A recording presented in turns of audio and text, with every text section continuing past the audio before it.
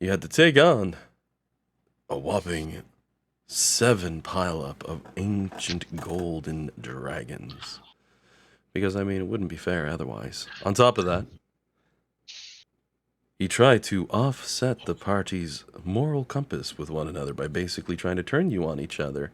But it failed miserably, so he just ended up one-on-oneing Jade. But as the fight started to hit crazy levels, he ended up taking it back to the middle of the clearing that you all found earlier, stepping through and changing form,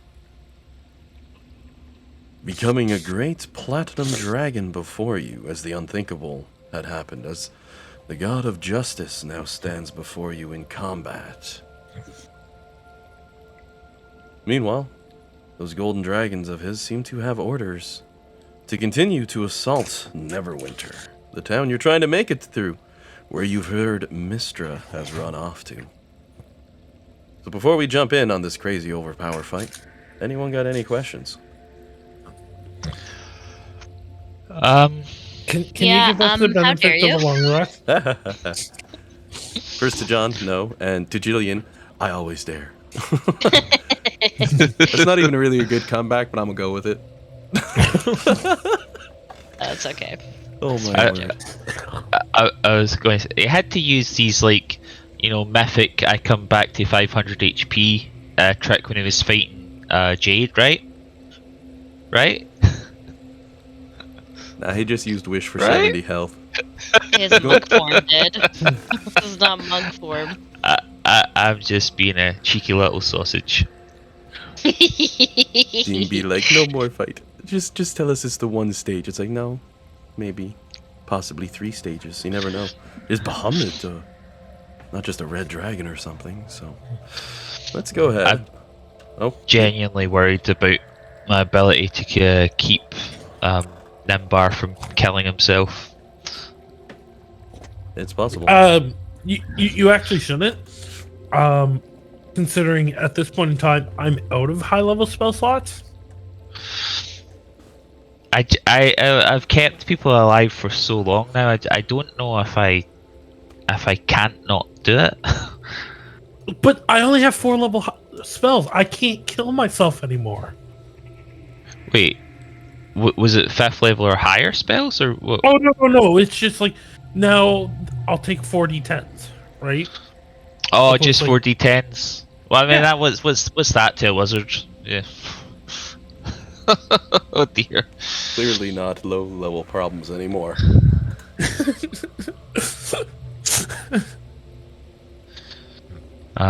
Before I forget, I'm going to bring up Bellamy's character sheet.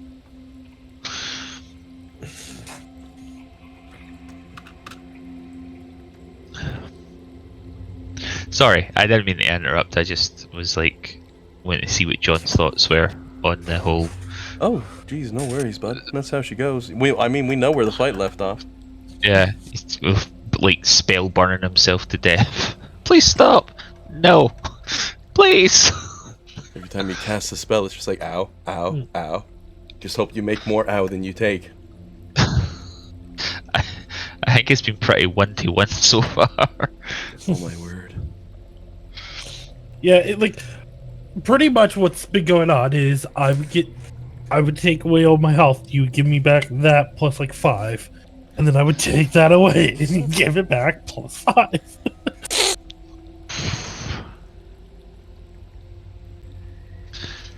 All right, let's do this. Let's make a nice boot or some belts. Okay. Platinum scales. First and foremost, we have to do a recharge roll for Mr. Bahamut's 1d6 breathe weapon.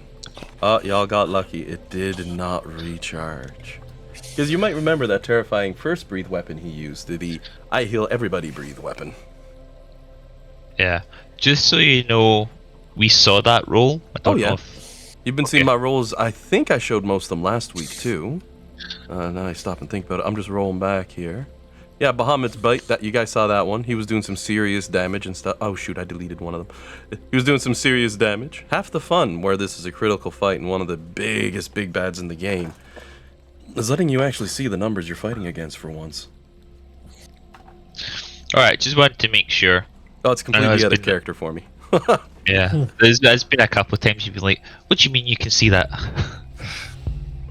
Let's go ahead and get the good battle music rolling in the background, as this nice forest clearing isn't quite so nice, but you're all presently up in the air 120 feet, except Dean, he's sitting at about 80 feet, while the mighty Bahamut floats overhead. The first thing the dragon's going to do is it snarls.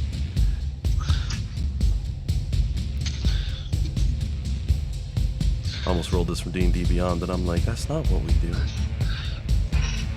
As it swings out its claws, snatching in the air as it does, to grab Nimbar with a 28. Clean off of Flux, ripping you off of this seat that you're holding, Please no, please no, please no. as you are now grappled and restrained. Alright. Automatic from being struck by the claw attack. He's one of those bad guys. Half the reason I'm showing his powers is because some of them are real nice. However, you also take 20 points of damage from that claw as he rips you clean off of Flux, turning his fangs to bring them down to bear. However, he casually releases Nimbar at the same time. That's 120 feet straight down, bud. No, it's not. Oh, I know. I was just about to say, don't you dare put him down. You just ripped them off and dropped the wizard. It's like, you go ahead and feather fall. I ain't got time for you. I'm assuming you're feather falling. Yeah, I'm just trying to find the spell. I think it's 60 feet per round. Yep. Yeah. So you still got 2 rounds to hit the bottom as you float down. But I mean, Flux is also fast. She might be able to get you. However, I mean, I'll be able to fly here in a second. I was gonna say, he's got a fly speed. fair. Oh my god, I rolled a nat 1 on the bite of Flux. Which good thing, because if I roll like 3 or better, he hits you. However, he's gonna follow that up again with a spinning tail strike for a 28, breaking through your character's armor class. I will need a DC 27 strength save as you take 23 points of damage, or you get knocked prone.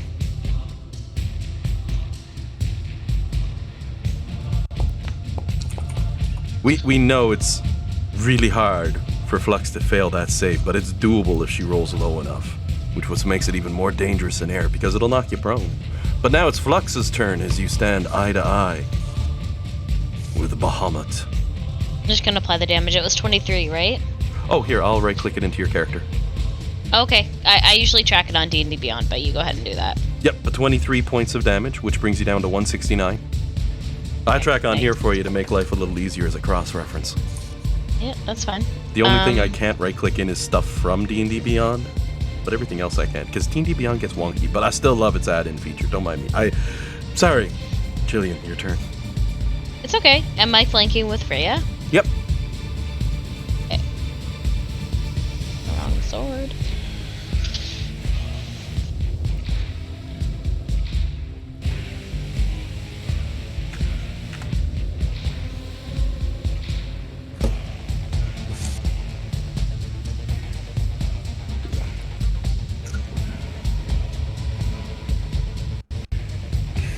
.32 is definitely a hit. So is a 31. So is a 32. And a 24 is also a hit. So you go ahead and roll your damage up. The 24 is a hit? 24 is a hit. Oh, interesting. Dragons are big targets. For 27. 43. And as a reminder, someone did radiant damage to the big guy last week and he was immune. 31. I'm doing force. I can't change my weapon type anymore, so. Yep. Oh, that's the warning for the next player's turns coming up. You're pretty set. 29. As you begin to carve in to the mighty dragon god of justice, leaving Bahamut seriously injured. I should add for anyone watching that it was particularly devastating because it was a critical hit from the rogue. So it was Oof. double all his damage. Always a dangerous thing when he gets to double his damage. Not if you're immune to radiant. Nope. This is very true. Which is why Jade, I believe, did a swap up. You have the short sword of vengeance. Oh no, help me out here. What weapon did you switch to, Dan? Honeysickle, right. He came back out and it was woken up. Oh, fun fact, as a reference for you on that one, Honeysickle made an appearance in the other Descent into Avernus campaign. They finally made it that far in game. So I stuck it in one of the things again. And one of the players drew it out and the rogue's like, I can use that. Blux uses Second Wind as a bonus action. Oh, God. Restores I herself would 25 health. I would love to roll good on my D10s. I really would, but it's just not in the cards. It's just not. At least 5's not horrible. It's only 5 short of your... Because the other one, it rolled it twice and you got a 1 the second time, but that's the second roll. That doesn't count. But I even delete that. Gone. 5's not horrible. But you stick to your D6s and D8s. They seem to love you very much. That's the end of my turn. Alrighty. Next up, Bellamy's turn. Who I believe is still on the ground. Yep. I'm just gonna grab her token. She takes like a 5-foot step back as she's looking up. Like, I don't got a clear shot. Oh, now I can see him. With a range of 120 feet.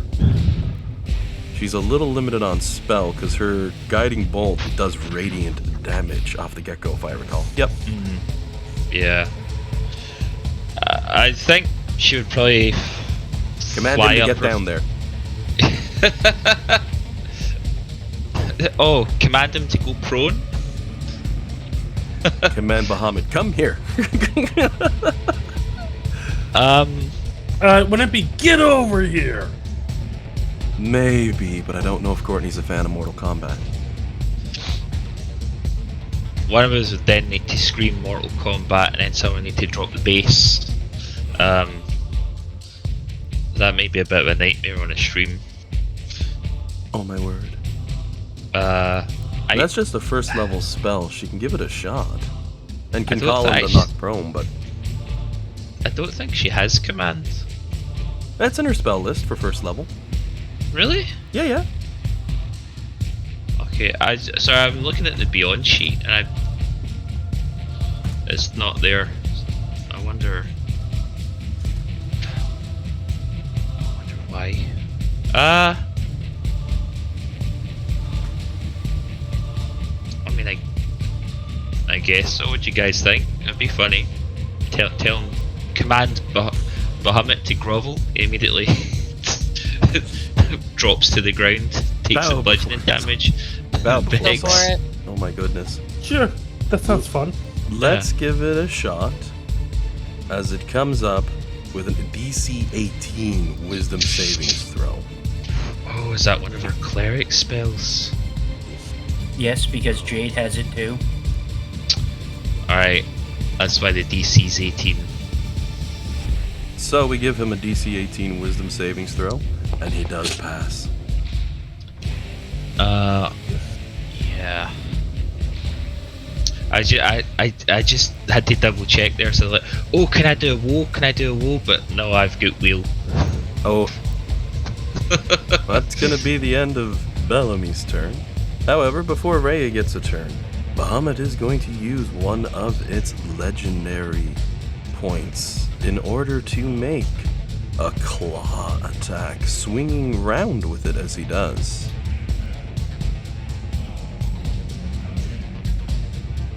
I will say that one thing she has is protection from evil and good. She could give somebody advantage on being frightened and disadvantage on attacks as long as she has concentration. Like for the next round, I know she can't do Yeah. it this round. Just something to think about, because Celestials, I think he would fall under. I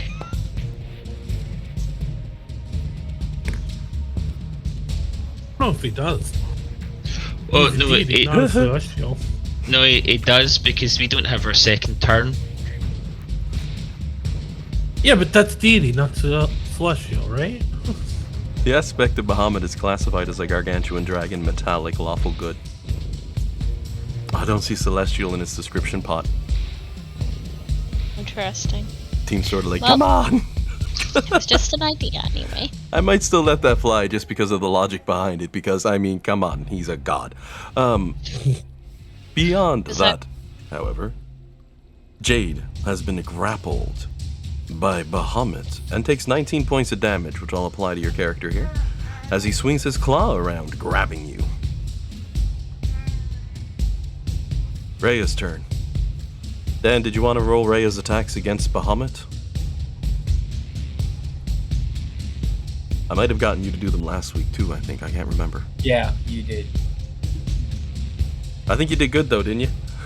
I think you did pretty well.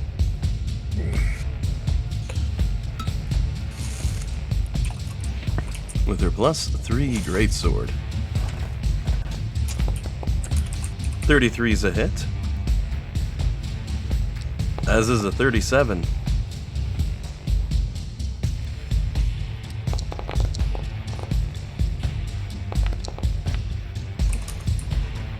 (18 and 17 points of damage as she cleaves into the mighty Bahamut. That's gonna be it for Rhea's turn as she cheers on the rest of the team. And now it's Jade's turn, who is presently grappled by Bahamut.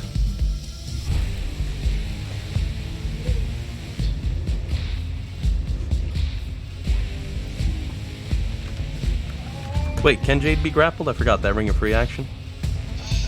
Yes, I can be grappled. Be grappled as long as it's not a magical effect, right? Ring of free action. While you wear this ring, difficult terrain does not cost you extra movement. In addition, magic can neither reduce your speed nor cause you to be paralyzed or restrained. Perfect, just making sure, because that thing's thrown me off once or twice. I've been like, haha, I got you, and Dan's been like, actually, no. And the whole team's been like, yay, including the DM. Actually...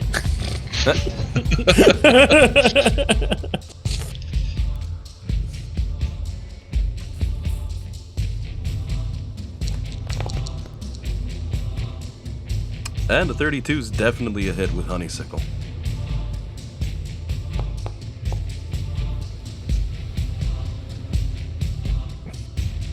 For 16 points of damage. And an additional 37 from your sneak attack itself. And I can't remember, did you give it the extra damage die for Honeysickle? I have the honeysickle magically imbued, but not attuned. Oh, right. My bad. Brain slipped a little on that one, don't mind me. Otherwise, I would use the invisibility thing and make it all kinds of headaches. Alrighty. One good solid shot, and invisibility would be such a pain for him. He'd be glancing around like I can see you, but I still get disadvantage, you suck. Oh, actually, that reminds me, I have to roll back. He doesn't get advantage to hit you, nobody does. Let me make sure he actually does still hit you, I believe. Oh no, that was a straight shot anyway. I'm too used to the enemies having the ability to get advantage, but this guy's fighting you solo, so. Anything else for Jade's turn?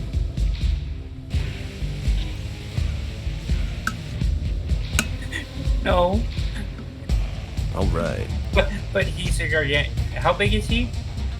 Gargantuan, which means beyond size categories. Yeah. So that means Jade's small enough I can take the hide action and hide in his claw. Well, yes, but actually no. Oh, I do like the thought of that one, though. Alrighty, Alex's turn now. As he stares up in his adult emerald dragon form. Can I just say that I was just spent the last 3 minutes looking for an appropriate gift, but I couldn't find one. Of like when the eagles attack the Nazgul in Return of the King, and they fly over and like lock claws with the fell beasts, and then throw them down to the ground. That's how I'm imagining the fight with the two dragons is gonna go. Not bad. Could work that way. Except the helmet's a lot bigger. Yeah. Well, I didn't say which one would be tossed to the ground, did I? That's fair. That's fair. Well, hold that gif, because there's a good chance. I couldn't find one. Unfortunately, there was a really long one with Pippin in it, but I decided not to go with it. Right. I'm gonna fly up. To be level with Bahamut. I'm going to be in the Chalice constellation. I'm going to do a first level healing word at Nimbar. So you get 13 back. Wait, And then what the It was at 68. I don't know how I got to 120. Weird.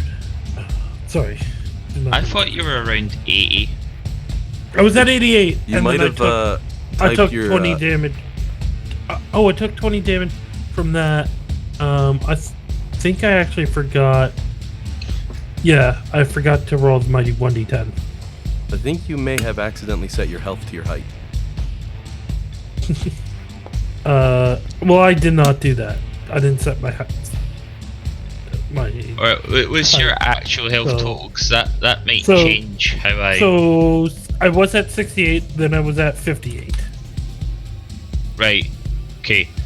In that case, the 13 points of healing goes to Jade to get him over 100, and then you'll get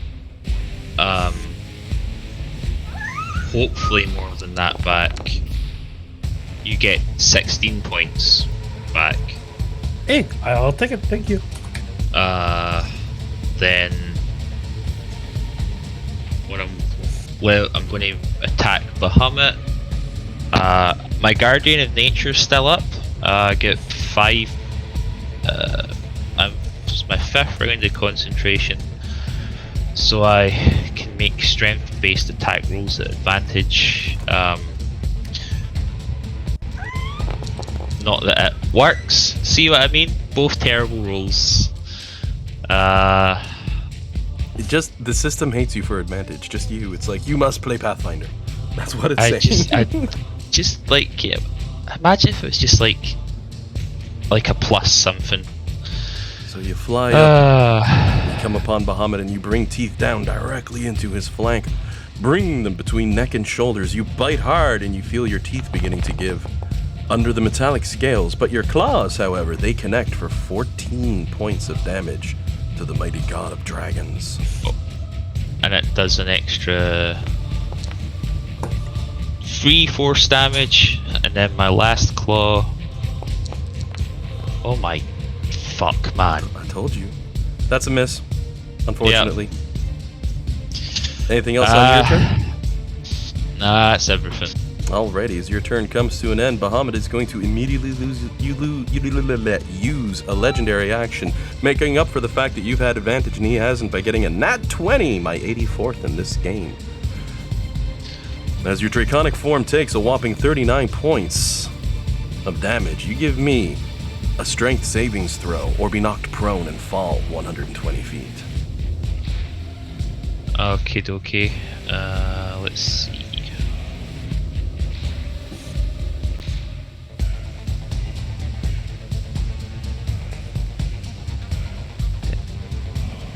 Well, that's okay. So it's not efficient.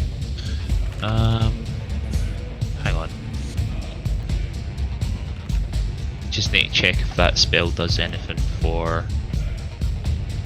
No, it doesn't affect saving throws.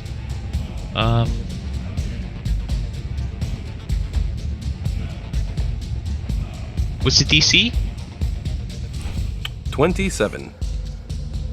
I'll just use my last legendary resistance because I can't pass that Alrighty. otherwise. So 39 halved is maths. Apply half C's. 19 for that one rolled down. Brings you to 89 if the thing's up to date. Yep, it should be. Alright. And as Alec's turn comes to an end, it's Nimbar's turn up next. I'm going to eat a hot pepper, consume using a level 4 spell slot to do the Dragon Brand. Which then deals me 4 points of 4d10 damage. Sorry. You have a real good location for that template, because that's a 15-foot cone, is it? Yeah, it's only going to hit him because he can't go past this space. Alrighty. Exactly. So 54 health now, which also means I have to do a concentration check.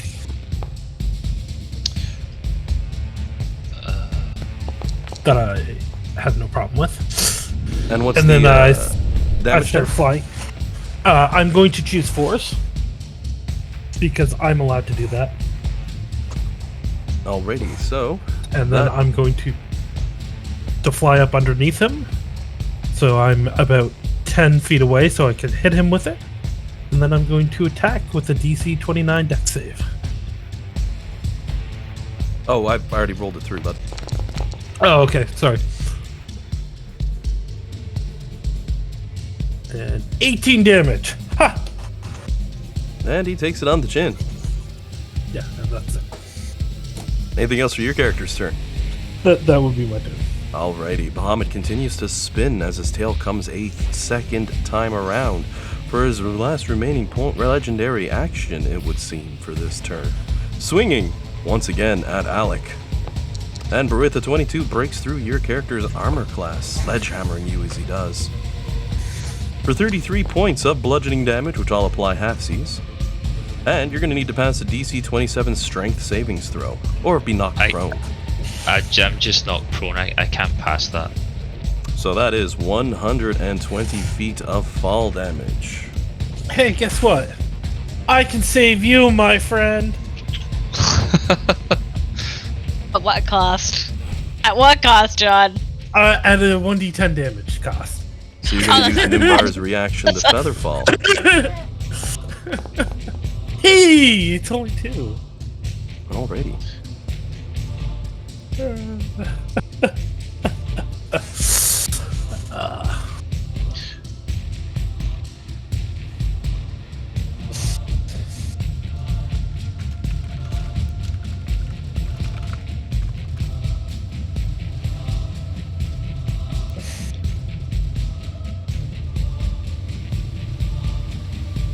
Thank God for Featherfall. That's a good one. Yeah.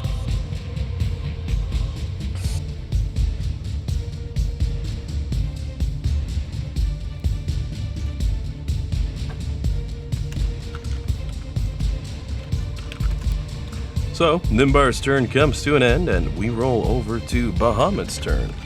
He's going to use their mighty 1d6 to try to get that. And as we roll around, let me just double check the ruling here.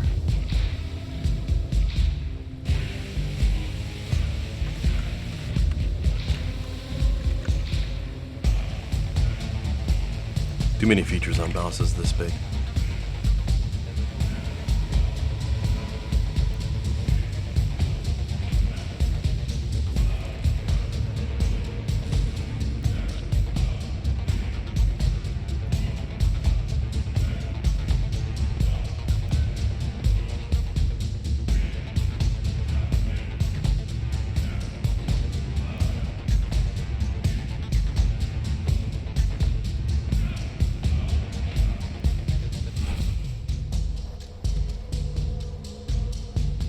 With you guys, right? I didn't drop? No, Oh, he's yeah. there.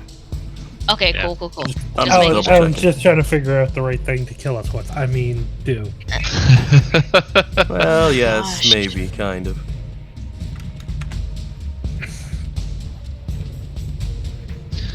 Well, first thing it's going to do is it's going to make a bite attack.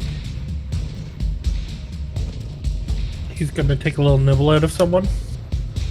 I'm just wondering why this isn't there. They are.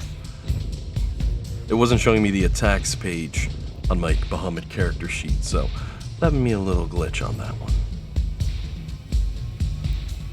As his teeth lash down and tear through Nimbar's defenses, striking for 38 points of damage immediately as he cuts you back with that. You said 38? 38 points of damage, which is quickly followed by his claws, stretching outward as they do, striking again through your defenses for a further 14 points of damage. And your character is now grappled. Oh, okay. That's good. Because I'm unconscious. I thought I was just gonna fall. Jade is already grappled. So does he release Jade or does he grapple Nimbar? He releases Jade as he can only have one creature grappled at a time.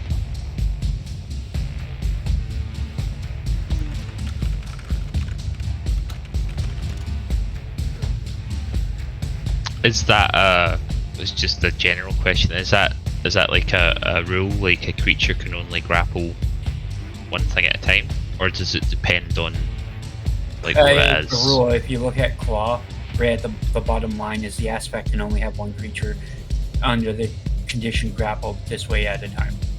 Oh, okay, right. Sorry, I hadn't read that. I was just wondering if it was a general. I was Thing. basically trying to save Nimbar from trying to getting grappled. Yeah.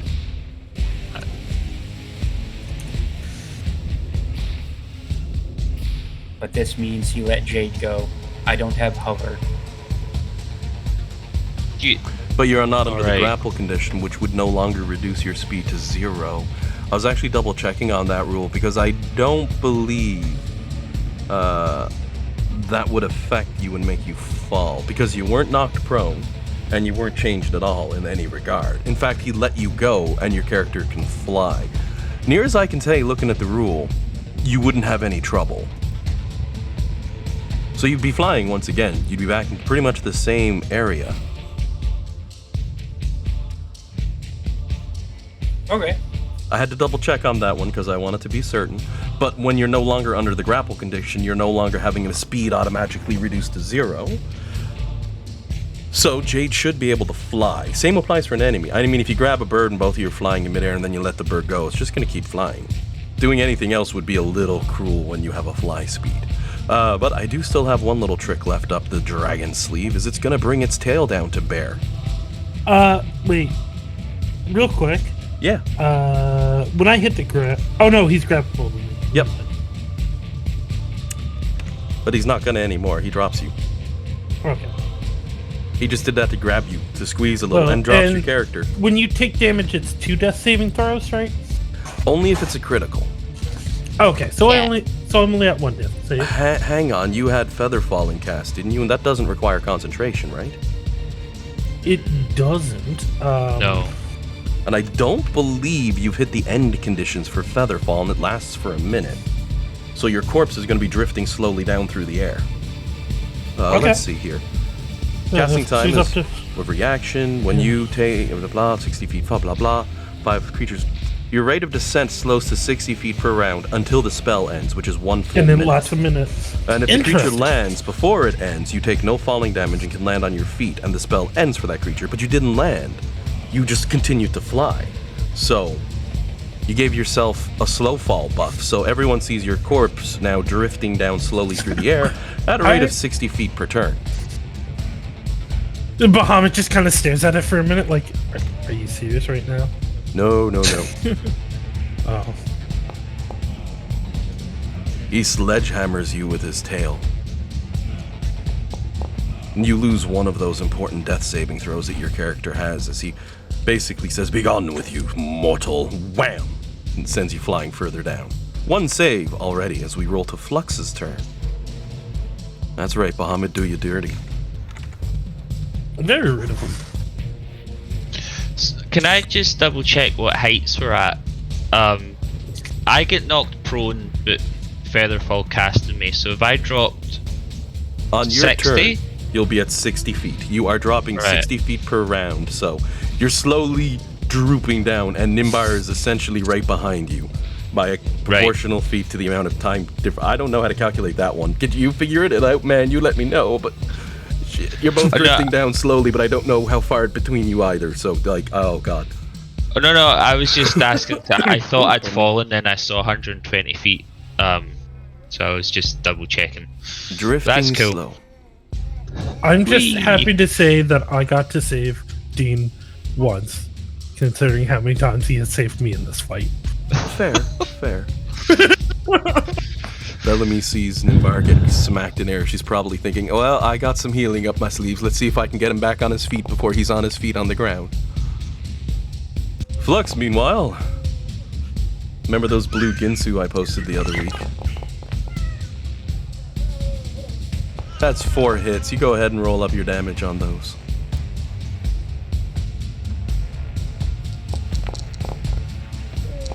$41 for the first hit. 40 for the second hit. 32 for the next one, and you can hear Addie laughing in the background. She's like, kick his butt, Flux, kick his butt. Dragonborn go brrr.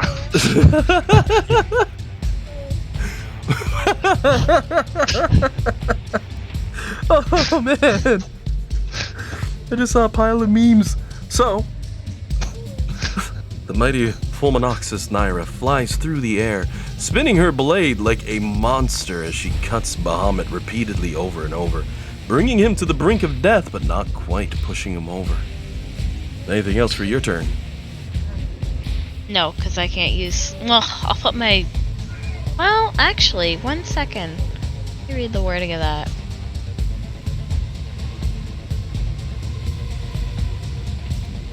Can I use my whip as a bonus? Is that what it is? I've never used it because I've always just used the shield. I don't think I can though. When a problem No, comes I don't along, think so. you must whip it. I whipped my dragon back and forth. Yeah, no, I don't think I can. So I'll put my shield up for funsies. At the end of your turn, Bahamut, Dragon God of Justice, is of course going to use a legendary action, spinning around as he brings his tail against the only party member left to try to knock prone.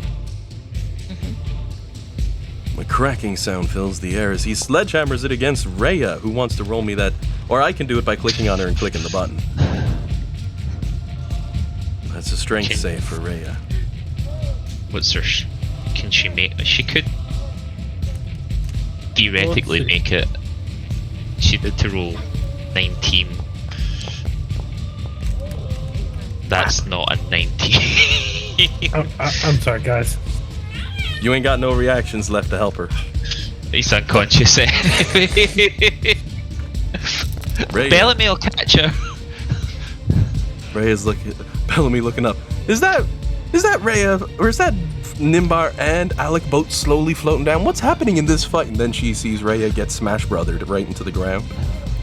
Ah!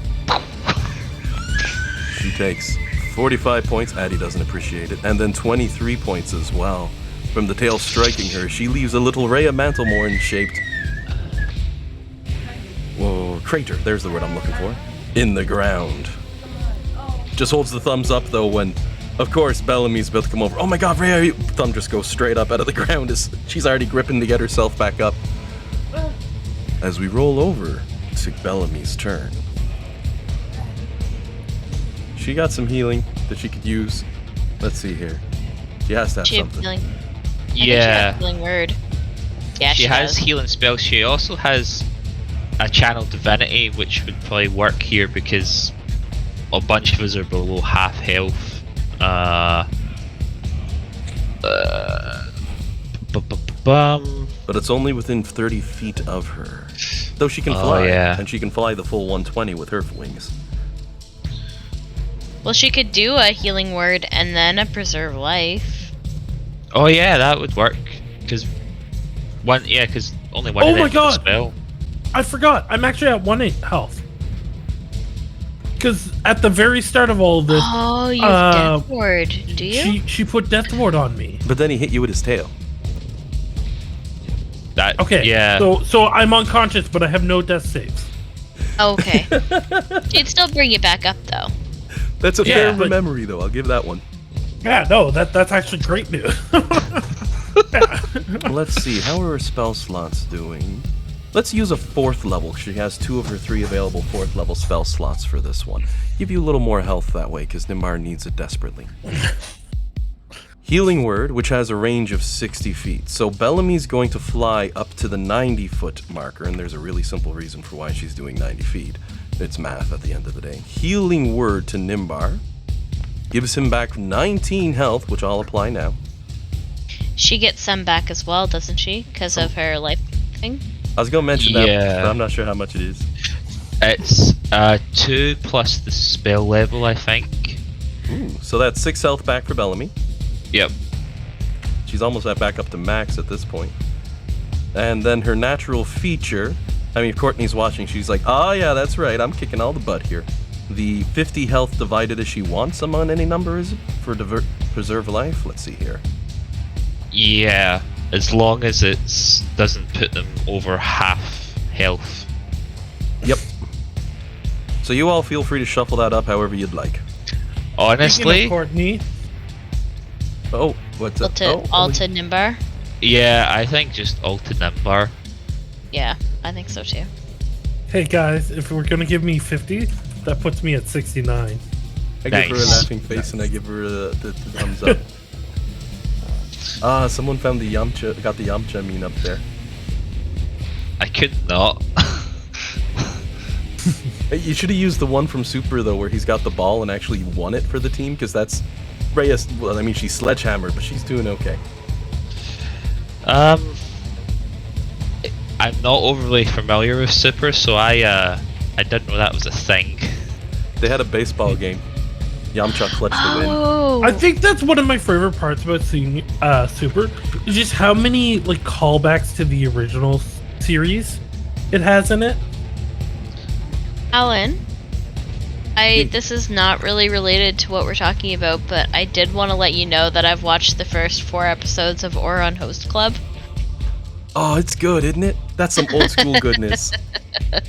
Well, I think it's a remake because I think it said it was released in 2016. And I think really? the show's older than that, right? Wait, is it live action or animation?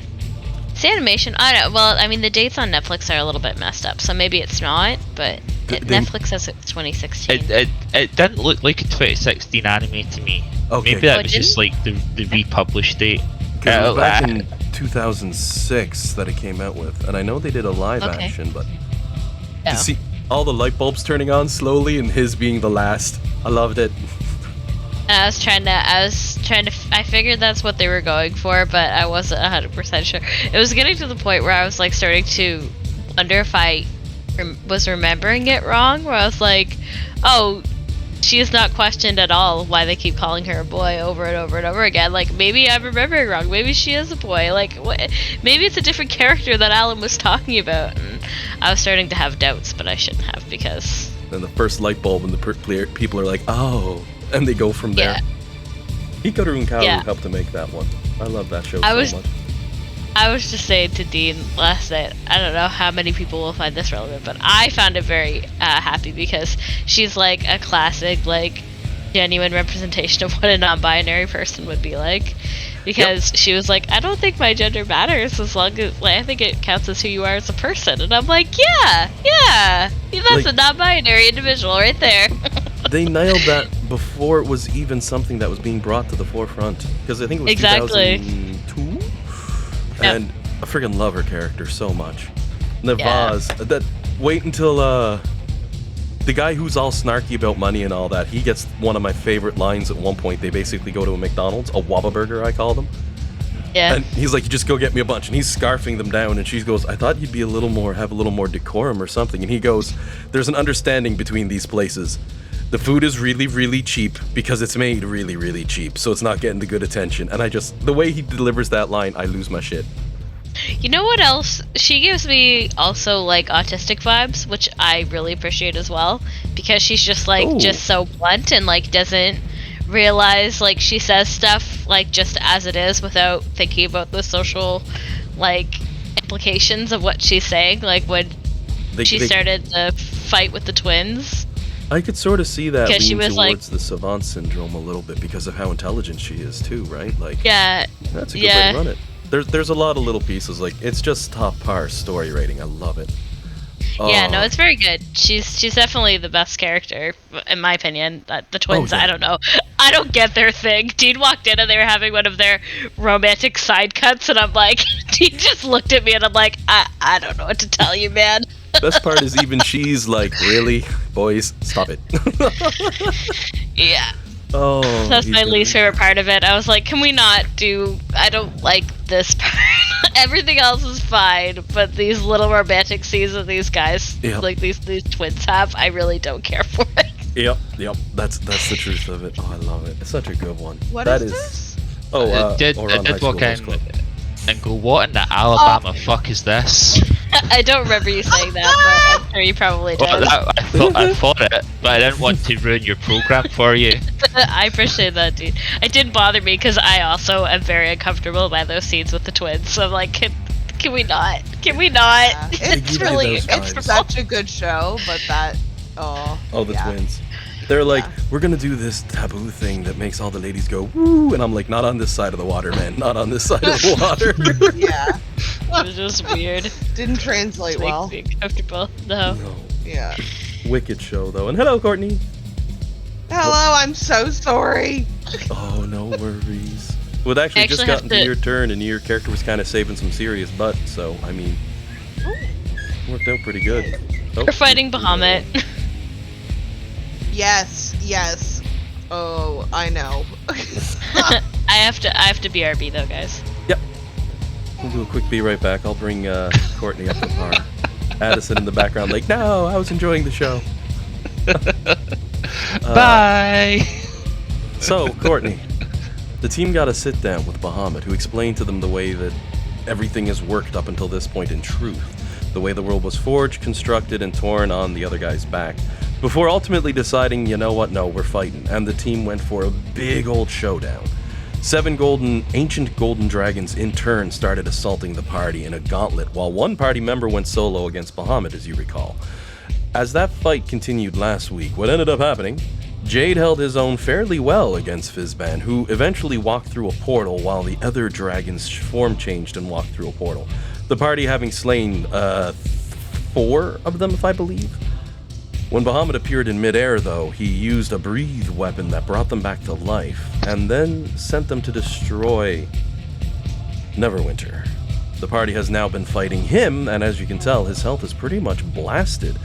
The Flux having pulled her usual ninja maneuvers with the support of the other party members, Jade doing massive damage and breaking all of our hearts when he rolled critical with his weapon, and we found out that Bahamut is completely immune to radiant damage. Meaning Jade's sneak attack did a grand total of 0 and broke all of our hearts. It was like 130 some damage on the stack. It was so sad. So he switched to Honeysickle for now, just as he plays around.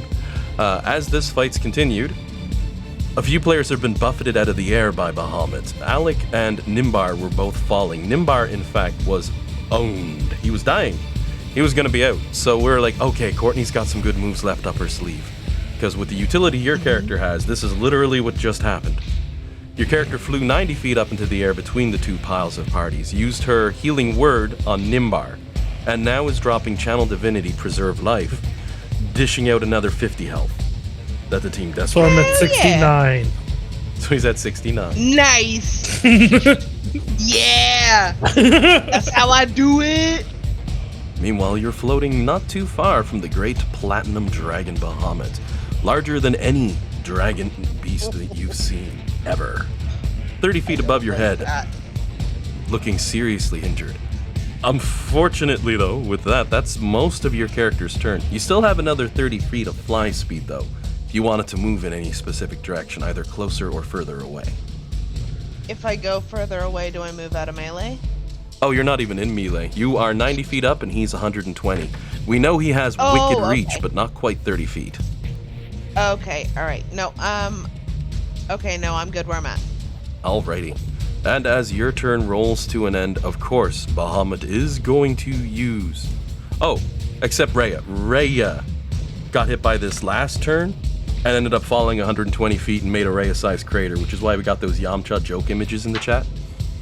Oof. She But she's still alive. She's got a lot of health. She was able to tank it. The question is whether or not Jade is so lucky, as he's spinning his tail now at Jade. Yeah. You knew it was coming, man. You go ahead and give me that dex save as he sledgehammers your character. For a whopping 28 points of damage, I'll go ahead and apply it for you. Jade needs to pass a DC 27 strength save or be knocked prone.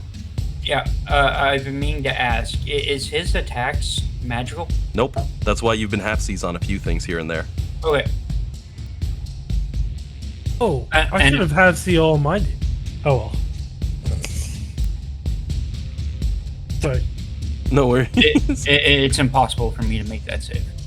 So Jade falls 120 feet and takes 12d6 points of bludgeoning damage, 46. Using Sorry, your reaction? I don't have my reaction. No, I'm talking to Dan. Oh, wait, no, sorry. It's only for dex saves that you can have the damage, right? No, it's any attack I can see coming. Ah, okay. But it's automatic. But Boon Is of falling Resilience. considering the floor hitting you? Well, you instantly fall 500 feet according to Xanathar's guide, so you wouldn't see it coming, right? Instantaneous and all that. But it's the uncanny dodge only works on attack rolls, so Yep. unless the Earth needs to roll an attack against Jade. If you roll a 1, you I gain a was just fly being speed. Do you have any bardic inspirations? I've given out a bunch. Yeah, I think you've got 2 left. We've been using them. I think I think you pretty much need a nat 20 with a max out on a bardic inspiration to pass that, though. Yeah, I only have a +2. +2 to strength save. So I'd have to roll a nat 20, which would give me a 22, and then I'd have to pretty much max a bardic inspiration dice. Yeah. Aw, dang.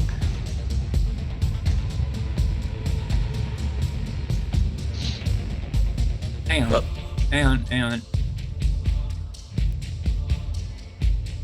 Did I use that or not? Wait. Do you have woe or wheel, by the way? Alec? sorry, say that again. Do you have woe or wheel? I have wheel, so I could give you a D6 as well.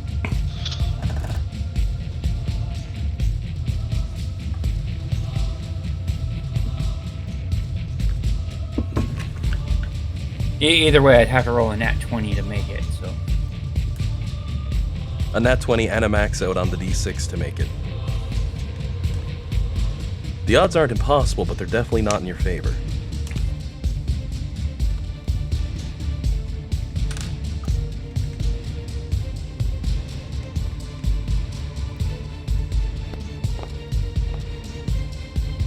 It's impossible to make. Well, an attempt was made, I'll give Jade that much. 46 points of damage as you sledgehammer the ground. Did you already apply it in? No. Alrighty, I'll apply that for you to save you a step. It As you would be make half damage, right? Or no, I suppose it doesn't.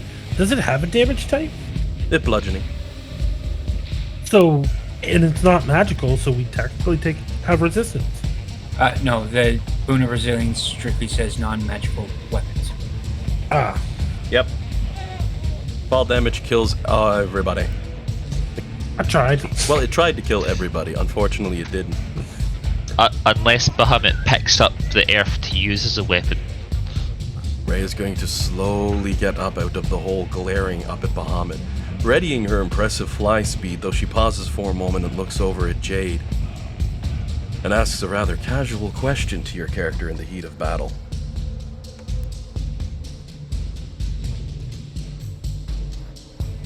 Jade, do you have a way to strike him?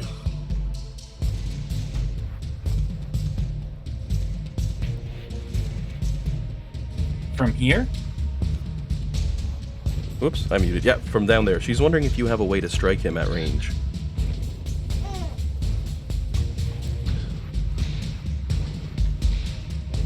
I have a short bow. Which is only like 60 feet. I suppose.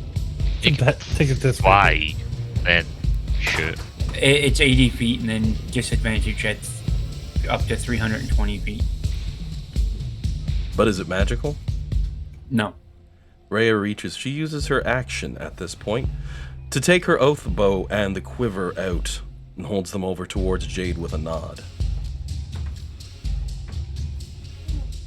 And that's going to be it for her turn.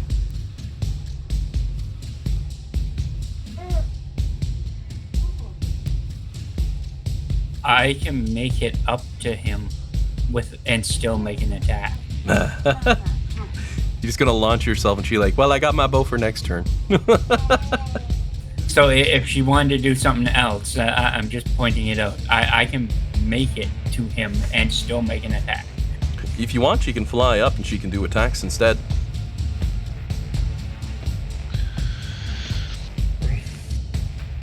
She'd be like reaching for the oath bow and you'd just be like, no, go kick his ass. You can totally do that if you prefer. It's just she has a longbow for you if you need one, essentially.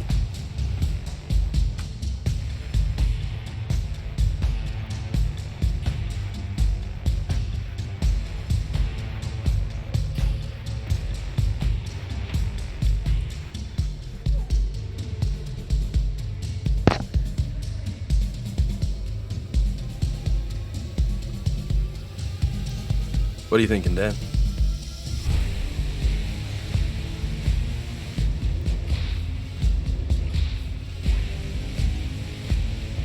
I don't have proficiency with a longbow. Shite. Okay, so she'll fly up 120 feet again. Who wants to roll her 2 attacks against Bahamut? I can. Already. Yeah, I was going to suggest Courtney because she's not rolled any dice yet. I usually roll. I'm just gonna shut the fuck up. Yeah, don't finish that. Don't jinx What yourself. what am I doing?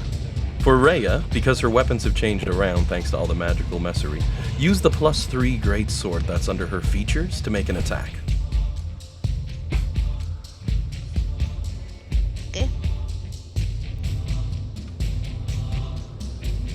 Just a normal one? Yep, straight up. Oh, she has advantage because she's on par with Flux. So if you want to roll another normal attack and see if you get a critical with it. Nope. That does hit, though, and she gets 2... Well, actually... Go ahead and roll the damage on that one first. 18 points of damage. As Rhea soars up through the sky and slams the blade, drawing through Bahamut's defenses as she does. The light in his eye seems to flicker for a moment. As his health is cut low, they suddenly glow brightly as you see the essence of the very winds themselves of Mount Celestia seem to flow through his body, igniting him with a burning blue fire. As his hit point total resets, instead of dying, his form changing. No. I've had enough of this, Alan. Yeah. That's well, quite enough. I've been expecting it. Go to your room. Happens with all these mega dragons from Fizzbands. Oh. Remember my the library dragon, then Tiamat. God. Even your daughter's mad at you. Yep, I can hear it. She's in the background like, no, they beat the dragon. No. Fight's not over yet, though, as we go into overtime against the mighty god of dragons. You really just hate to see it. Oh boy. As he glares towards the party and releases a deafening roar. It makes me think of that sound from TikTok. I'm tired of this, Grandpa. I think it's originally from Holes. I'm tired of this, Grandpa. That's too damn bad. You just keep on digging. You still got 500 more health you've got to cleave through. So you keep Jillian's on so- digging. Jillian's so upset, she's just run away. Yeah. She's like, no, I'm done. I tired of this. Good day. Screw you Didn't know if guys. that was I'm perfect going timing. home. Tell you what, be good though. You can thank Discord being glitchy for that, because I did not mean to exit it. But Oh yeah, dropped no, me we're. while I was in the middle of a sentence. Oh yeah, no, Yeah. I'm sure, but it was perfect very timing. funny and timing. Well, since this is the last of the crazy big bads I can find, let's go with the old school original. Cry Havoc for the fight. However, Rhea still has one swing left. You want to cleave into the mighty dragon. And you can hear Addie cheering in the background. She's like, yes, yes, hit the dragon. Addison's got your backs. The DMA won't have it out for you, but Addison's got your back. She gets another hit. Yep, one more swing for Rhea. Probably a hit, because as you've come to see, that armor class isn't the highest thing in the world. Normal or advantage? With advantage. 37. Oh, so close on the critical. Go ahead and roll the damage on that greatsword as Rhea sledgehammers Bahamut from behind, ignoring his brilliant radiance for a further 17 points of damage for the first big cleave into this fight. And now, Jade's turn proper.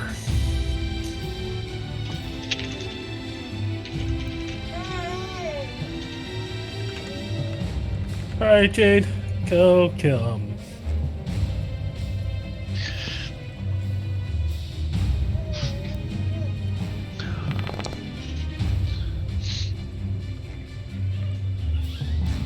.36 on Honeysickle, as Jade flies up and makes a stab. And as always, Abracastabia is a wonderful way to go. You go ahead and roll up all that sweet, sweet damage. As Honeysickle speaks up, oh yeah, buddy, this is how we do it. Look how strong you've gotten. You're stabbing down a platinum dragon. Didn't even know platinum was really a thing, but there we go. Whew, look at that hit. As you sink for 18 points off the blade and 32 from your stealth, in between the plates of this mighty platinum dragon. Anything else for Jade's turn?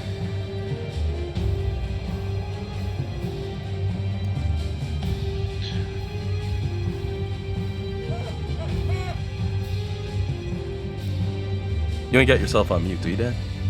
No, I don't. Alrighty. I'm just giving you a headache of problems.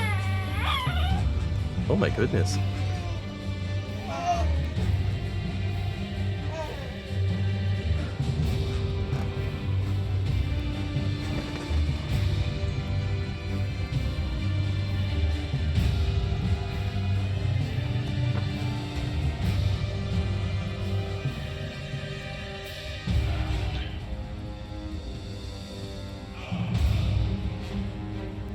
My AC gets +2, so I'm now at 28. Alright, you give yourself that much needed boost against his audacious offset power. And as your turn comes to an end, Bahamut's going to burn all 3 of his legendary points. Legendary actions. No. As you see in the air, high above your characters' heads, 4 gigantic lances of pure magical force forming above the dragon as it dips its toes into its Counterspell. mythical. Oh, that reminds me, Courtney, give me an Arcana check. Earlier on, we had your character cast a spell, or I think it was your character, it might have been John's character, at the very start of combat. Bahamut attempted to counter it, and the counter didn't work. Oh my goodness. I don't have great Arcana. So, It's a good roll, though. I'll send you a message because everybody else tanked it. Oh wait, no, 22. Your character senses something is off, definitely, but you're not sure what. You'll be able to look into this maybe after the fight. Meanwhile, Nimbar's like, we just work together. My Arcana checks are through the roof. We can figure this out. Okay. But with the pass, you'll be able to provide assistance on anyone doing the roll, essentially. So that's helpful. You can definitely tell something wonky is off with magic. For a second, I thought you were going to give her the information. I thought it even was a though my 32. 30. I had over a 30 too. Yeah, but I would have had to made tell mine. her different info than the info I told her. I stick with something's wonky. It's like I said to you, you know something's up, but you can't figure it out. She would have gotten the same details that you would have gotten, but instead I had to double check. John's like, but I rolled a 32, and I'm like, the DC was through the roof. It's one of the few times I maxed it. Yeah, which was fine, but for a moment I thought you were going to give her the information, and that's why I was like, what? You're like, why is she? Because she's a bard and she rolled 19. I don't know. That doesn't sound fair. I would have been a little upset. Oh, my word. I wouldn't blame you any either. I mean, Arcana's your main dump skill. Yeah, like... The scribe runs off that. But you know something's off with the magics. As we sit on Jade's turn. You Shield of Faith, right? Got the +2 AC. So now, Alex's turn, who's at 60 feet. But I'm guessing you're going to fly up.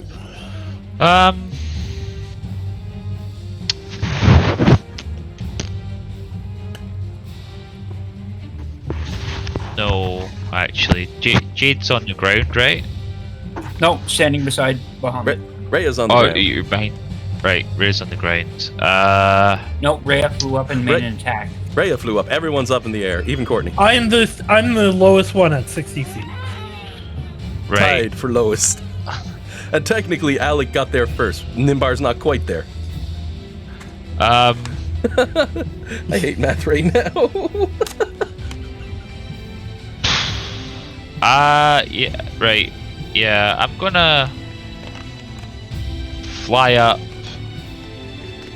and gonna before I get to Bahamut, just in case he's got any shenanigans going on, I'm gonna get within. Shoot. I forgot I was doing shenanigans and we got cut off. We got sidetracked for a second there. Because he'd summoned up 4 gigantic glowing lances. Oh yeah.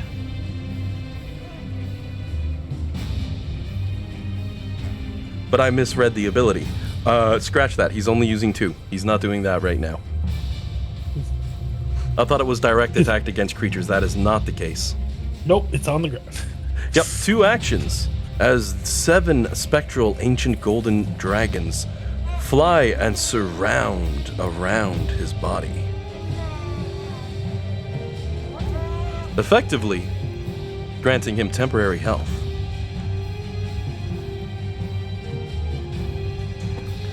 Okay.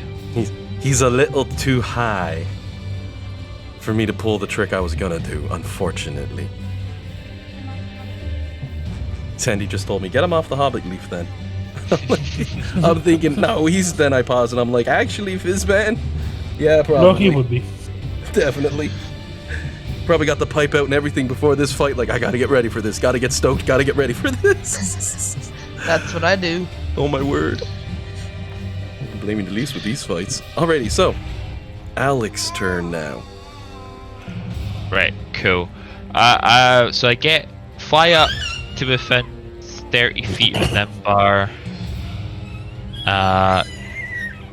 Then I cast a level 8 heal at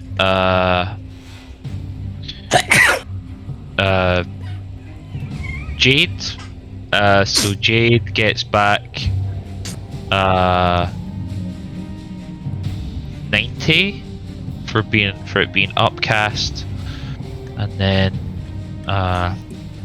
Jade gets as Nimbar floats past, he gets 16. So that's my action.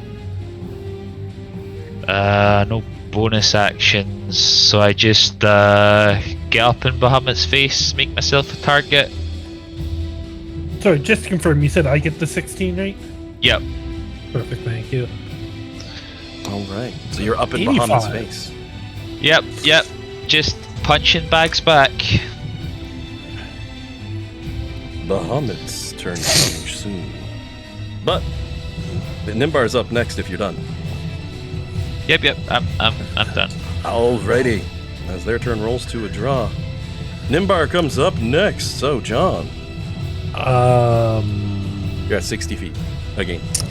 Your life flashed before your eyes for a brief second. And then that second short life that you've lived since. I'm gonna float up to 90 feet, Alright.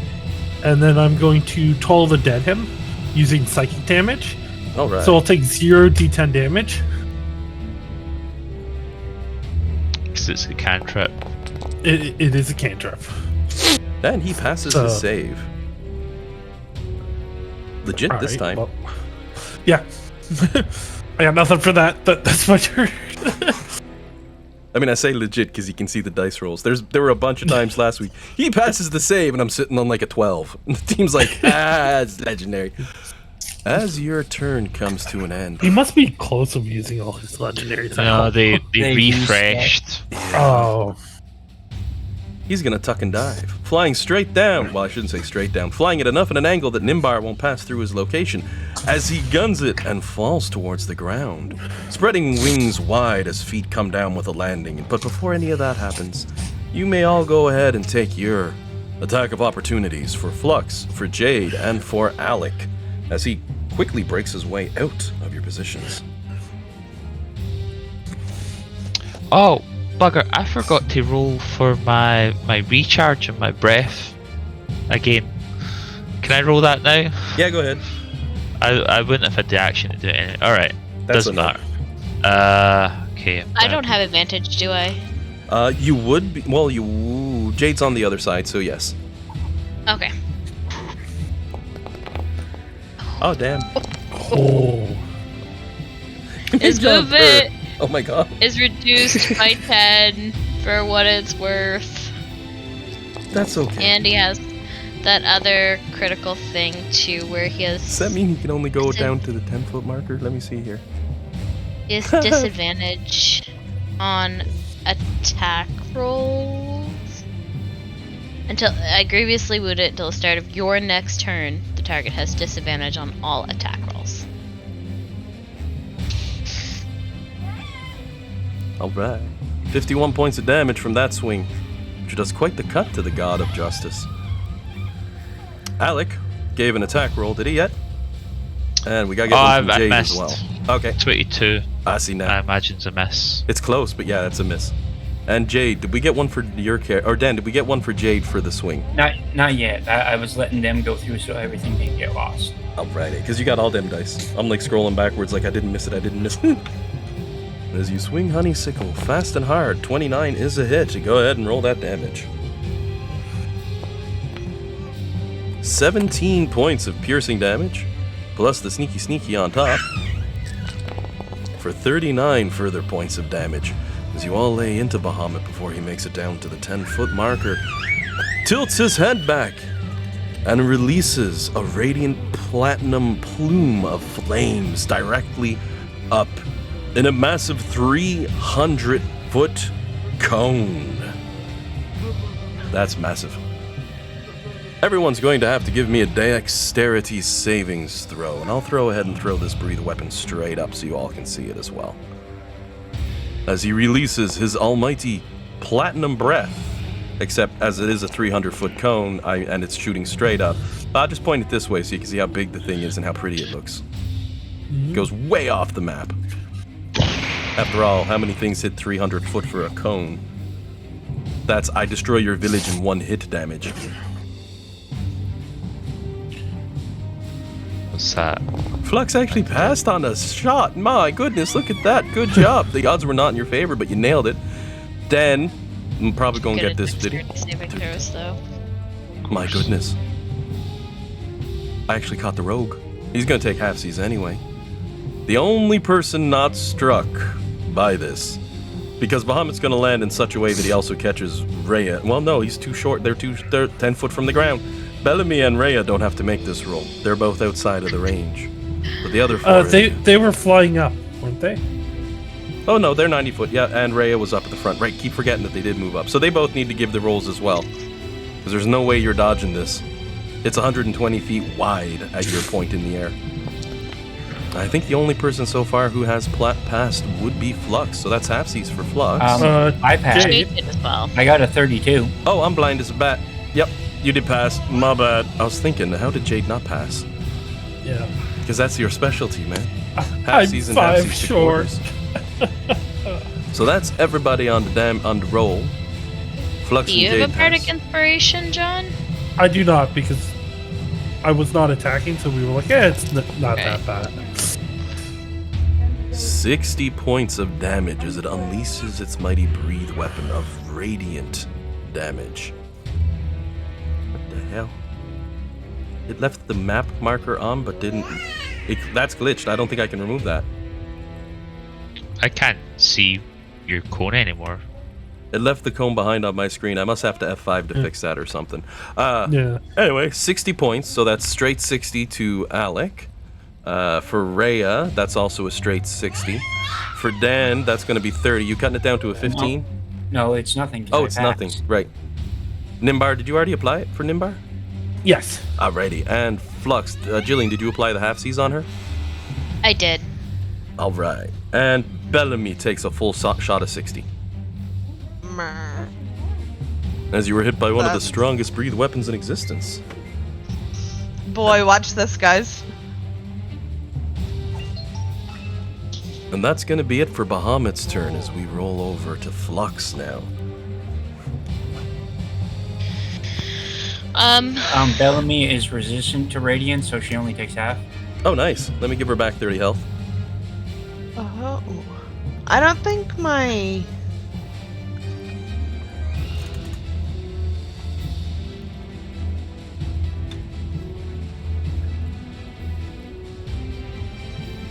What's up? In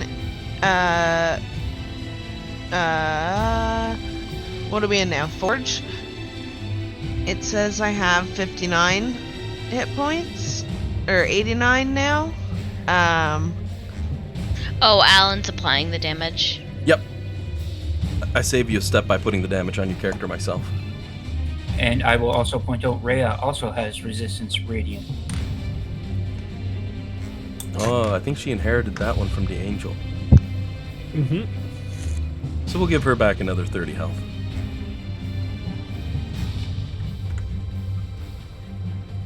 Okay, so I should be at 89. Yep. That's accurate. Okay, okay. I don't know if I can get to him. He's 110 feet down. You could drop. You'd have to tank 12d6 points of damage, but you could drop.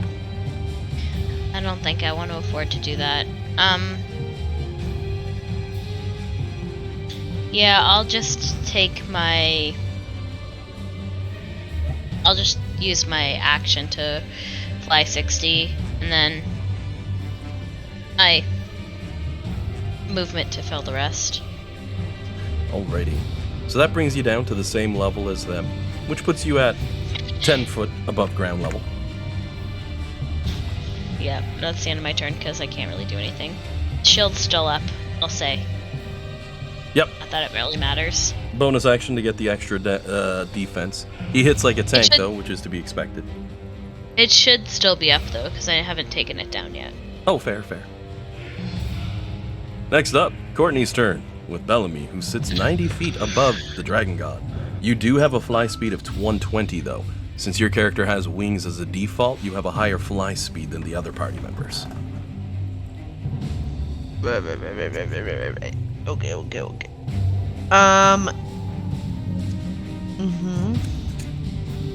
Is everyone else on the ground now? Except No. for Rhea? And oh, Rhea Alec? should be up. I gotta We're fix all We're pretty much flush. all in the air. Yeah. Okay. There we go, that's Um, accurate now. Okay, how far think. away am I from No, it Nimbar? moved up to 90. Okay. You're We're both, we're both just- at 90 feet, so we... Yeah. 25 feet Okay. from Nimbar. Okay, let me see what I got.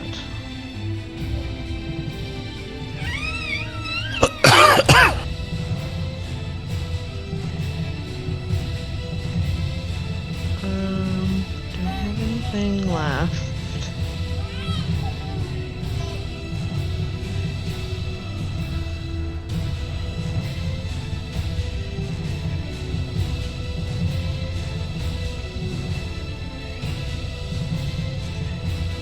we've been updating your resources on your Foundry sheet, so it might not match up to Okay. D&D Beyond. Okay, I'll look Exactly. at that one then.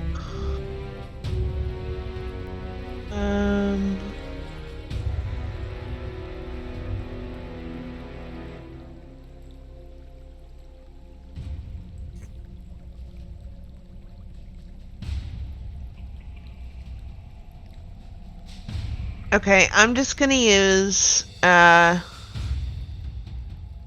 how many channel divinities do I have left? One. We used one like the Okay. second before you logged on. Okay. Alright, I will... Okay, no, I'm gonna save that one then. And I will do... a... 7th level.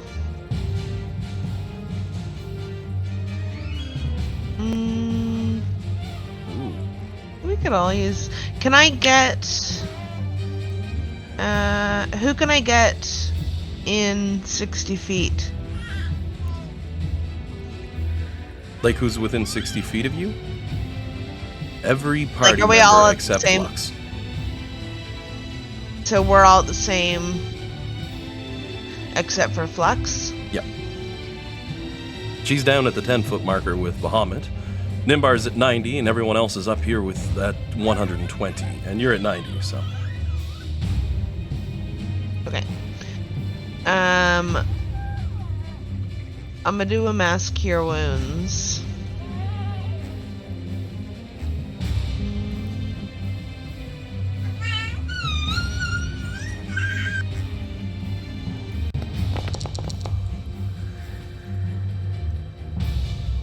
So everyone within 60 feet of me can have 38 points of healing.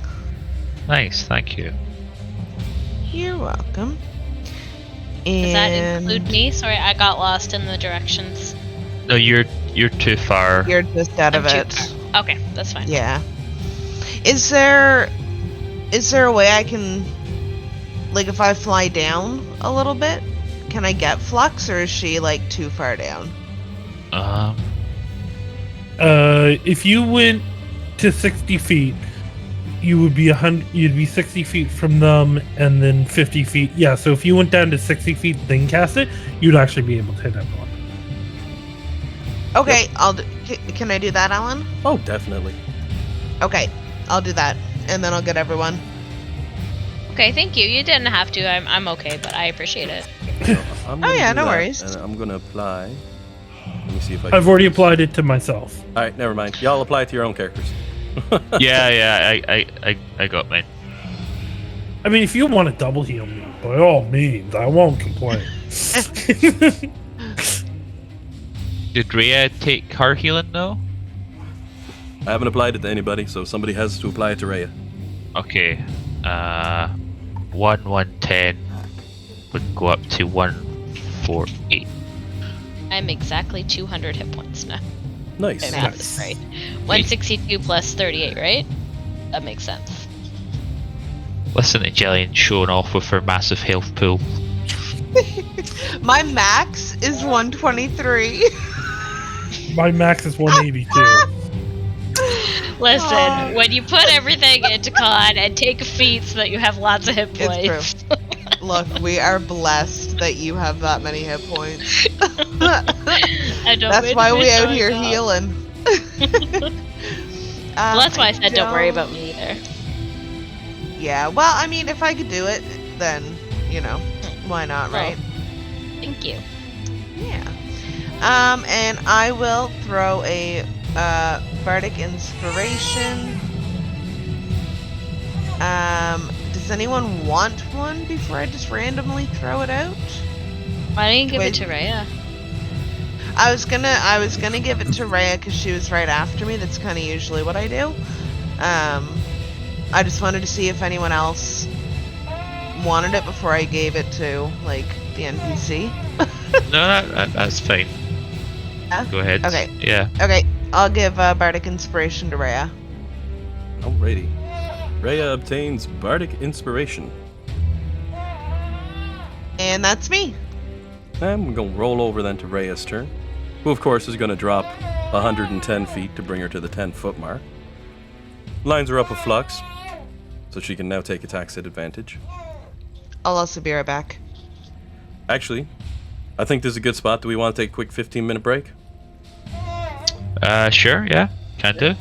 Alrighty. I Perfect wouldn't spot. mind going pee, grab a coffee. Exactly. I'm thinking the same. Alrighty. So I'll mark out the music so we know we're on break, and we'll take ourselves a quick 15 minutes and be right back. All right. See you guys. See y'all shortly. That's it.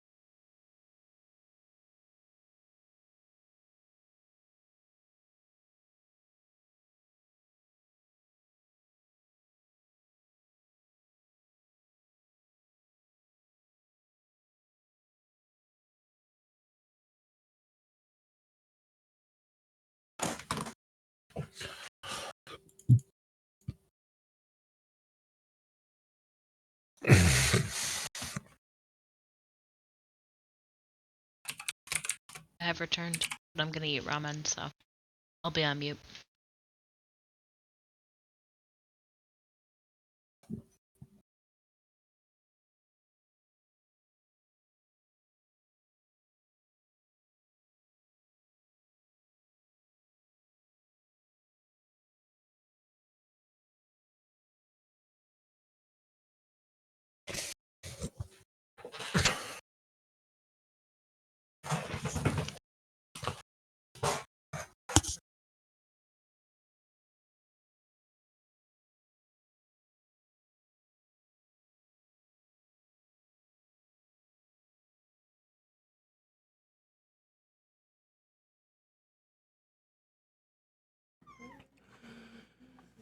Word.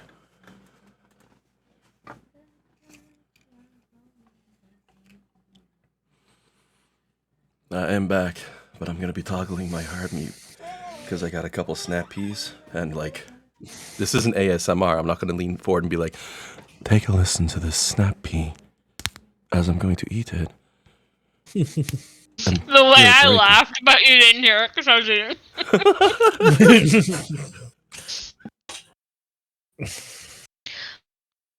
Here comes a little snap. Oh, there's one. Snap. Should I do another one? Oh, this one's really round. It looks very fresh. Oh, did you hear that snap? Let's just listen to that one again in high def as we snap. Oh my god. I love my microphone. What did I just come in on? Don't I worry heard about it. loud, like, just accept snipping and something in HD crackling and oh boy. Oh, I made fun of I- ASMR videos. Oh, there. You know what though? They're For real, clever. like the ones that have like the hard shell and then something soft and squishy on the inside, and they crack it. Oh, it's I got pretty snap nice. peas, so I can just be like, wait, hold on, I get this one last snap. There we go. I don't mind ASMR. Depends what it is. I don't, you know, like those ones where it's like someone like brushing your hair, or like, that's really the only one that I can think of right now, but it's like I Brushing your have teeth seen or ones, stuff like and that, it's yeah. like, yeah, it's like, but like someone else is doing it for you, and it's like someone just whispering in your ear, and it's always like like they just move around, and it's like you hear them in one ear, and then like you hear them in the other ear, and it's like, how is this relaxing to someone? So I got, oh, pardon me. I got the nice cardioid mic set up with the Blue Yeti, so I can totally do that ASMR stuff. I just adjust my gain slightly, lean in, and then it's like, now take a look at this. I was at Costco the other day and got one of those hot dogs, and I made sure to get the packet of white vinegar. Here it here in my hands as I'm crinkling it before I'm going to open it and pour some on my hot dog. Like, shit. You know what? You'd probably make a lot of money doing that. It's tempting. I got the voice for it. I should just make someone out there wants to hear about your Costco hot dog. Oh my goodness. $1.50 If this Canadian, DM that's like thing- what? Yeah, if this DM thing doesn't work out for you, you can always go for the ASMR videos. I kind of love ASMR, but at the same time, I'm like, that's like the selling foot pictures of internet stuff. But then it's not, because it's really cool. But you know what I mean, right? Like, oh, I love it though. I've heard a few of them, and I've been like, that's really clever. You could relax to this while studying or something. But wow, I didn't realize how much of a subculture there was for it. It's huge. Yeah, people like some weird shit.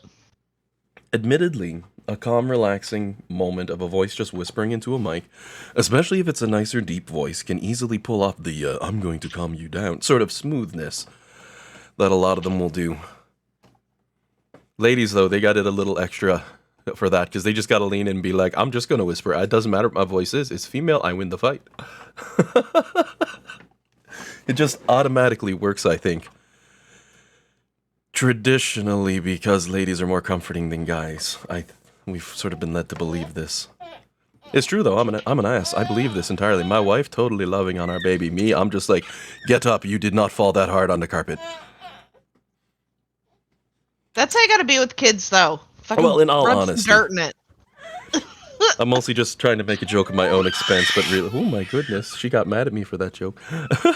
She's like, you better not tell that to me, Dad. It's like, don't worry, I won't, honey.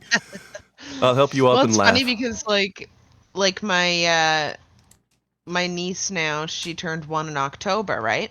Oh yeah. So my my brother, first time dad, you know, I mean, like he's a rough around the edges kind of dude, but like big softy, right? And like she's like daddy's little girl, right? Little princess. Oh They coddle that baby so much. If she even like breathes like in the wrong direction, they're like, to the hospital. Oh god. And no. like, oh man, like she was late walking, she doesn't talk yet, like she's so delayed because they just do everything for her.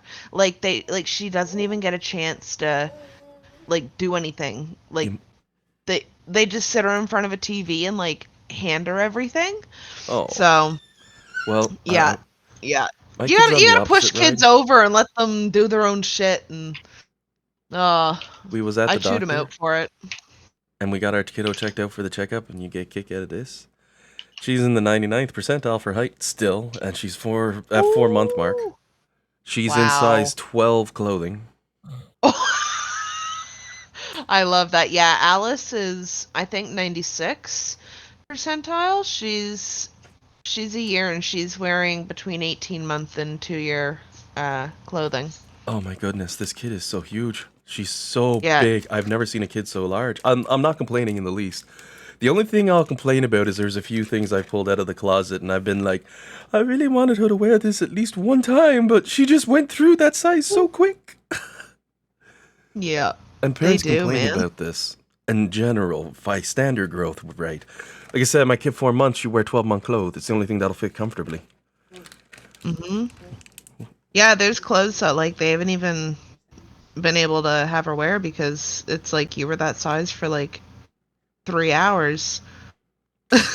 The other nice thing I will say, though, is she's in 50th to 70th percentile for weight, so she's perfectly healthy. I can't ask for anything more than a healthy kid. I don't care how fast she Yeah. grows. But god Yeah. darn, she's huge. Yeah, Oh my goodness, and that little girl there, she's tall and I see Look at her. cute. Is that her? Take I care. know. No, that's she has an Alice in Wonderland mural on her wall. Oh, right. Yeah, because I she's love Alice, the baby right? Yoda. Yes, my sister-in-law's.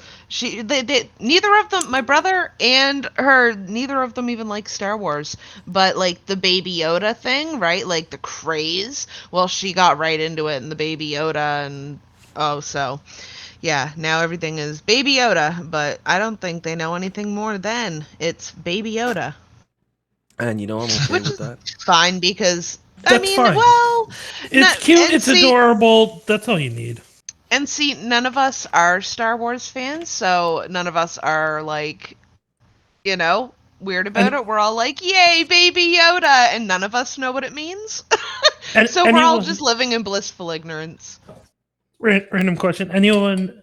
So the person who composed the song for Indiana Jones, Jaws, Jurassic Park, and Mhm, Star Wars mhm. was all the same person. Anyone know their Yes. name? Yeah, John. yeah. Big John. John Williams. John Williams. Very nice. That's not who I thought it was. Just so we're all clear, everyone knows my last name is Williams, right? Oh yeah.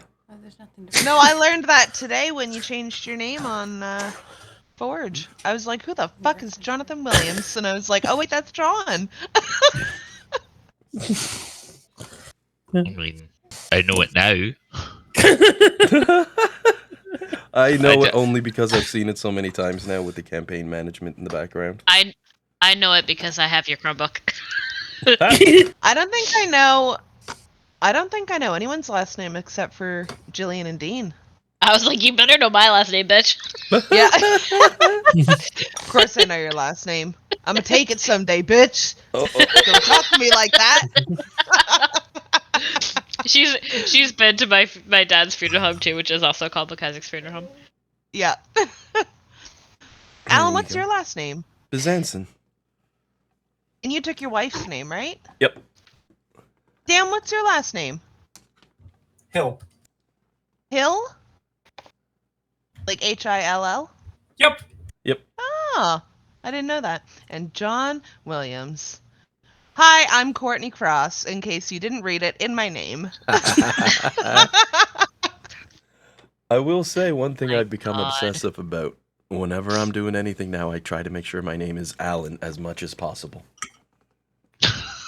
Any game, anything. You see, it's like Bum Kicker 500, Lord Defeatus, Dreadman 27, and Alan 32. It's like, my typical screen names are either random or high tide. and Just so Highside's we're a clear, good the one. word random. You know what though? If I start doing any first-person shooters, I might start putting Bizanson in for my username for the character name. Because honestly, you're playing, you look over, Bizanson in the middle of combat. That'd be kind of fun to say. Oh. Note to self: cut out the "be right back" Yes. part this week. Oh, sorry. Were you guys hearing me slurp my pasta? I'm so sorry. I thought I was on mute. I think that was the first time, actually. Okay. Well, I spelt it, so that's why. I also threw up Um, a picture of the kiddo so you can all see just how gigantic she is. Yeah, that's, he looks so uh, much like you. It's crazy. Yep, definitely my kiddo. I was gonna say, Oh, You know- yeah, that is a giant child. Yeah. Jesus. yeah. That's 4.5 months now. Goliath Wow. stats? Yeah. She's still 99th percentile, wicked on for health. She's starting Wow. everything kind of early. She's in the screaming stage now. You usually don't get that until 6 months, Oh, sometimes 5. yeah. So we got 30 days of that Yeah. coming. into her change pad. You're raising a superhuman. We hold her up under the arms and she'll put her feet down and walk herself towards her change pad. I bet those look like some beefy legs. My goodness. This kid. Uh-huh. Yeah, she's going to be super. If she's really athletic and she gets super tall, I'm aiming at basketball because it'll be Oh, really yeah, easy put to get a that scholarship. Sports. Put her in rugby. I bet she'll be. You know what? I bet she'll, you could buff that kid up. I bet she'll be buff. Oh You my can put her in goodness. rugby, and she'll dominate. If she obtains true Scottish genes through the run, Dean knows what I'm saying. Sometimes you see that beefy thing that comes down every couple generations. They're like 6.5 foot and just a tank. That's her. Yeah, it can happen. My grandfather was about 3/4 foot higher than I am. The guy was very tall, and there's stories of how incredibly strong the man was. But you know, when Wow. you live in the middle of nowhere, Cape Breton, the stories that come, they're fun, but they're stories. But still, like, he'd hold his hand out, they put a bag of flour on, and he'd just rotate to the side, hand straight out, and set it to the next spot. And I'm like, yeah, if you do it every day, I suppose, that would suck. But you get used to it, and you'd be strong as hell. Now, I'm so curious. Is Sandy tall as well? Nah, she's not bad. About 5'8", 6, 7. What? Your height. 5'5" and Five- 3/4. 5'5" and 3/4. I'm about 5'10". Oh, 5'11". okay. So she's like my height. I'm like 5'6". However, have any of you heard of Anna Swan? No. No. This is very much a Nova Scotian thing, and we're a little bit famous for it. Anna Swan was our province's giantess. That's directly What? in Sandy's family tree. She's an incredibly famous woman who was not just exceedingly large, but exceedingly larger than life. Like, The queen paid for her wedding dress. yeah, the queen paid for her wedding dress, a whole bunch of other random stuff. She went out to an interview for acting. This lady was the bomb, and she was a giant. And she had a pet monkey, I Oh, believe. You want to read that's up not on a some- woman. That's a god. Yeah, and her That is a husband, goddess. Thanks. Sir Van Buren Baton, I believe Sandy's saying, and he was a giant. Like, Wow. that's the power couple right there. Your daughter's coming for the throne, man. She's Oh, like, man. I'm ready. 99th percentile. Oh my goodness. Yeah, it's coming. She might be, you Yeah. never know. You never know, could slow down, she gets regular, but I mean, probs no. My Well, by goodness. 2, you'll know. She'll Yeah. be half her grown height. Yeah. And it was so funny, like when Alice was born, because my brother, he's 6'3", and his wife is just under 5 feet. And so all Oh of my her goodness. side of the family is super, super short. Even her dad, like her dad's only like my height, right? Like 5'6", 5'7". But we do have a couple of like tall people. My brother, my dad, like my uncles, you know, they're pretty tall. So we were like, is Alice gonna be like teeny tiny like Sam, or is she gonna be a giant like Steven? And she's gonna be a giant like Steven, and I my can't goodness. wait for her to be like this absolute like beefy little like bull in a china shop, like, and she already is, man. She just goes ham. Well, both my parents' families have tall people in the Bax generation, but not my parents. They didn't get the height gene in the family, so to speak. I mean, they're an okay height, but my dad and my mother both come up to my chest, so, I mean. And every other member of my family about that tall, except me and my brother to a lesser degree. He comes up to about my chin, a little higher. I thought Kathy was pretty tall. My sister Kathy's a bit tall too, but I'm definitely by a wide margin the tallest in the family, and I'm the youngest. So I think it was just holding out, and then I had a kid, and she's like, haha, I must beat Papa. My goodness, though, it doesn't sound like she agrees with me in the background there. But my wife's got a hockey school. Could you imagine if this kiddo in hockey became a nightmare? Oh, she would be an absolute nightmare. Standing like 2 kids above the next kid in the hockey, they're all playing Tims, and they're like, why do they got a kid that old on the field? And I'm like, no, that's my daughter. She's younger than your kid. And they're just like, So do one even better. what? Do one even better. Put her in like dancing and get her like super dainty and dexy, and then put her in figure skating. And like, I mean, like she'll be like this, you know, super tall, like, you know, muscular, like get her all beefed up, and then my put her God. out on ice in like a dainty little dress. It's gonna be something entertaining, because God knows. You never know where her likes and dislikes might go. She might end up just like Daddy, a big geek. She's like, I like the video games. Let me play the Final Fantasy. And I just start crying. And I'm like, oh no. What have I done? It's really, what more could you ask for? Really, at Genuinely that sounds point? like he's just starting out a D&D character just now. Yeah. You play around a bit with these things. Honest truth, though. I'll let her drive the way things go. I'm gonna try to be very active with her life for things to do, so she's always on the go. But we'll see how it goes. She ever comes to me and says, Daddy, I became a Reddit mod, though, I'm just gonna be like, nope, right out. No, you're not allowed to do that. No, honey. We have standards in this family. Where have I gone wrong? Oh. I'm like, where Fun did you ever fact, get Dean, after eating that Korean ramen, the kimchi stuff didn't even taste spicy at all to me. Yeah, because the Korean ramen you got burned the arse off you. the... Is it in a red package? No, I it's was Korean. fine. You I got- weren't. Oh, You weren't I fine, got the green Jillian. one. You drank almost an entire pint of chocolate milk to get through it. That's not Yeah. fine. I drank. Oh, I that drank is 3 fun. That quarters. is happy. that's and it that's wasn't- handling your shit. It wasn't a pint. It was a liter. Dean, thank you very much. Yes, girl. Dean, you must assimilate. But I was fine. You're like, get I it was- right. As soon as I You're finished, gonna roast me. Do it good. sorry, that was staticky. As soon as I finished, I was fine. Dean was like sick for like 24 hours afterwards. I was fine. That's I- because you were enjoying it and took precautions so that way you didn't suffer later as well.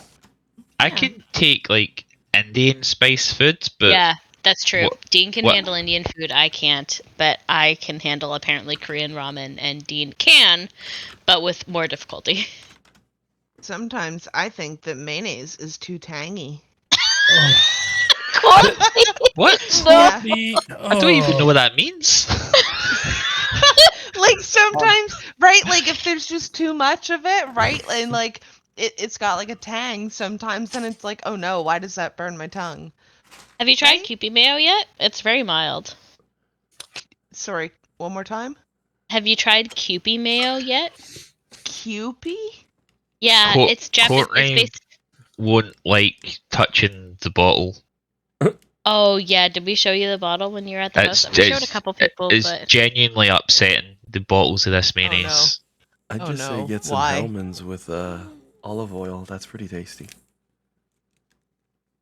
Sometimes you can taste the olive oil though. You get. I find it's not too bad for that. I mean, usually though, to be honest, I'm being lazy because I kind of like the flavor. I'm being lazy and I'm using a little bit of that with some garlic that I either chop up or just use some pre-chopped garlic paste stuff. Mix it together with, and you got pretty much an aioli. There we go. Thank you, Sandy. thanks, Sandy. I can't say that word either. Usually I can get it out. Like, I'm the guy who picks up the bottle and says, "This is Worcestershire sauce. Would you like a shot?" And people are like, "Oh, damn." I like that word just came out of your mouth so easily. Yep. Oh, I love Just it. thought I'd add Boy. to the pictures of small people. Oh my goodness. Aww. I've always thought that And then there's Joe. I've always thought that my parents were like fairly average height, and then they met Dean's parents for the first time with Dean's whole family, and I was like, oh no, they're tiny, they're babies. My No, goodness. no. To be fair, Dean's whole family's tall. They are. Yeah. I'm guessing. Like, Well, I mean, I guess I've only ever actually met his mom and one of his sisters. That's generally enough. To get a good understanding, that's all you need. I wouldn't blame you Yeah. for not going back. oh my April- goodness.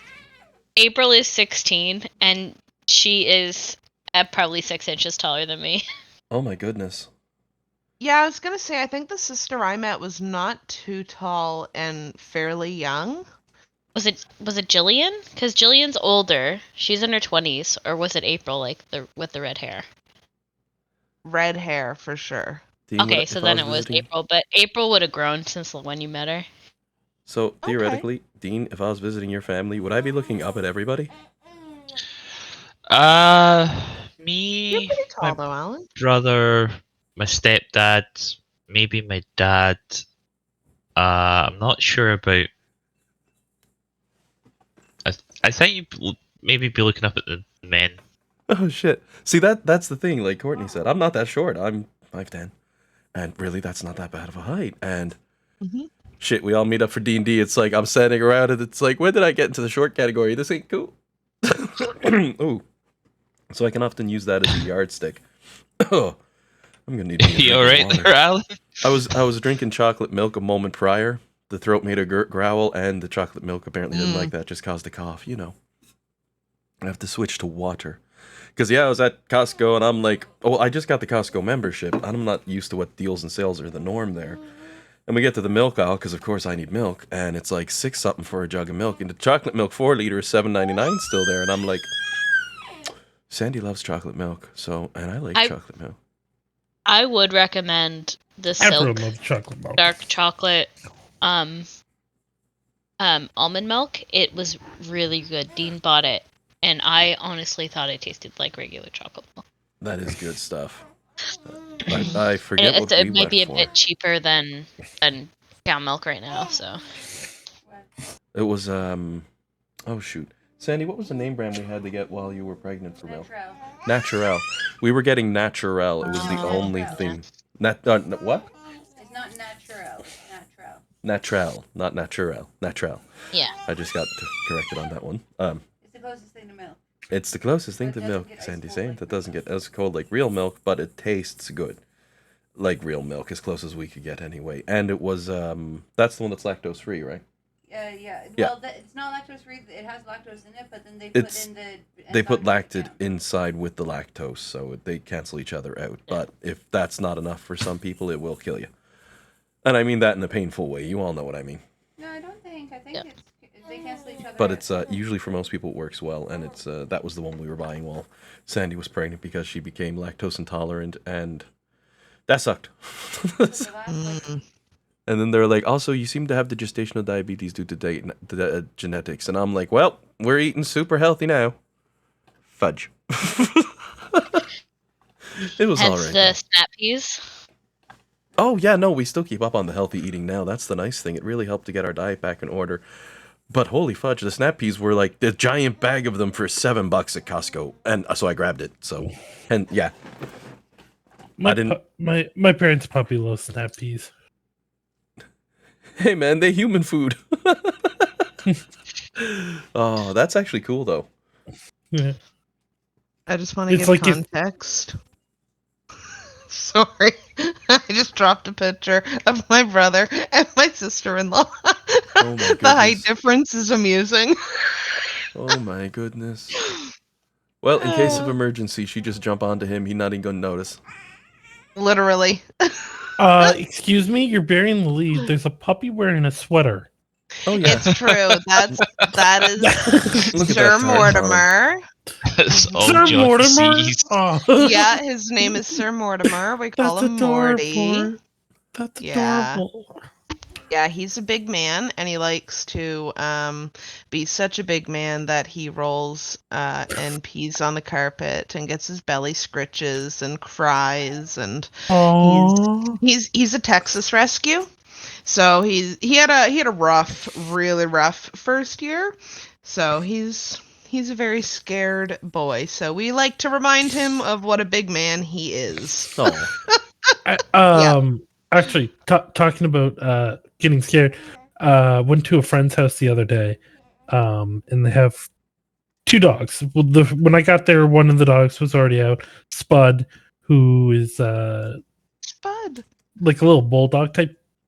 So he's jumping, which was fine. He was adorable. They named He their dog wasn't. Potato.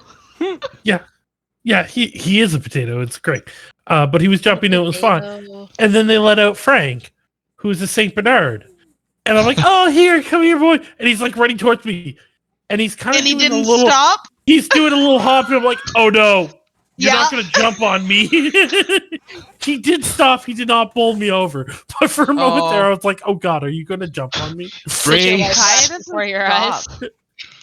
Kaya can't get herself to stop. Like, she gets going and she won't stop. She'll throw herself to the side and like hip check into either your knee or your thigh, depending on how tall you are. And man, that is 85 pounds coming at you very, very quickly. A very sudden stop. And if she doesn't take you out, she will jump on you and bring you down to the ground. Oh my goodness. She's wild. Wild. But yeah, we should probably kill Bahamut. Yeah. Oh yeah. Jeez, we've been talking an hour. Oh jeez, that's fun. I mean, this is also the social interaction we don't get, right? That's Yeah. what I have to say. Let me switch Yeah, it that's up here. why like we let it go for a while, but eventually we have to drag it back. Plus, I mean, sometimes we have it in a snack. Like my snap peas are gone now. Otherwise, it would have been snap, snap, and I would have been trying for the ASMR again. Apparently, love the stuff, but it's it's an easy target. It's like making fun of Scooby Doo. Still love him. Scooby-Dooby-Doo, Mhm. where are you? I've heard Do-do-do. they've released some kind of new take on Apparently, everybody Scooby hates it. Doo, but Scooby Doo isn't in it. I'm very confused as to what it is. How can you be Scooby-Doo without Scooby-Doo? Episode 1, they go to the pound. Well, it's about Velma, I guess. It's by Mindy Kaling. Okay, but it's not called Scooby-Doo, right? It's just called Velma. Perfect. Then But the that's rest fine. of them are there. But That's Yeah. okay. I think I didn't see very much about it. I just saw a little clip that said, with her doing a voiceover saying this is how I brought the mystery gang together or something like that. So I wonder if it's like a prequel. But I've heard that it's not great. Like I heard a very balanced review that was like, it's. I just don't think that Mindy Kaling is a very good writer. And I kind of agree because I watched Never Have I Ever and there were some really disappointing things that happened in that show and it just a bit lazy, but basically like in order to create conflict, she just basically like changed all of the characterization of all the characters. Like Daphne is like dumb but sweet and has that high charisma. And Fred is also useless, but is like, the natural leader. And, Shaggy's a scary cat, but his heart's in the right place always. And, he means like he wants the best for people, but apparently you're just all assholes. And that's like the conflict. I don't know. Well, with Fred, you could believe it. The guy is Fred. So, I think Fred's an asshole without meaning to be an asshole. yeah. What I remember from Scooby-Doo. And he's an example of high intelligence, low wisdom. Really low wisdom. But high intelligence, definitely. Oh, he has that dumb grin on his face. He's like, oh, good, a situation. I'm gonna walk forward and blow my 20 charisma out the window for a moment. High intelligence, high charisma, low wisdom. Doesn't matter how good you are. If you got a 3 in the wisdom, you're gonna be dumb. I do like, though, a lot of people saying Shaggy must have, like, a whole bunch of kung fu power, which is the reason he became a stoner, because he just went too far with it, hurt people, or something. Because there's been a few scenes in a lot throughout the years. They said he was a crazy gymnast. We know that. That's from the first season of the first show, I think. But that whole Ultra Instinct Shaggy, which then Warner Brothers made canon. I remember that going about and just being extremely confused. But I didn't look into it. They turned off Shaggy's fear and he beat up a full bar of bikers. Like, not even just beat them up. Whoop their asses, Looney Tunes styles almost. Like, even heads over to the person who's in charge of the bar. Is like, here's your trophy back. There you go. Then goes back to the butt kickery. Like, yeah, he must know kung fu or something. He must have did something. Ah, well. John made a good point. We got to get back to doing some butt kicking, so let me get the music up and running. Butt kicking for justice. For great justice, take off. For justice or against justice? And this time against the god of justice, so. Kicking back into the combat order. Pardon me. Oh, geez, the milk. Ouch. Rhea is up next, I do believe, in the initiative order. She hasn't taken her attacks yet, has she? Nope, it was Bellamy's turn last. So, who wants to roll for Rhea?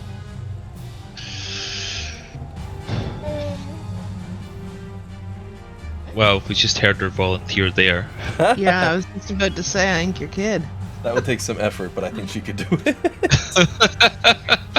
I just put dice in her hand. Here you go, honey. Then she starts chewing on one. I'm like, oh no, this is worst case scenario. This is not how it was supposed to go. No.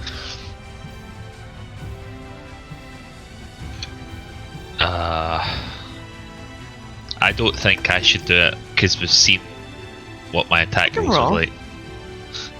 Do it up. Okay. The +3 greatsword? Yep.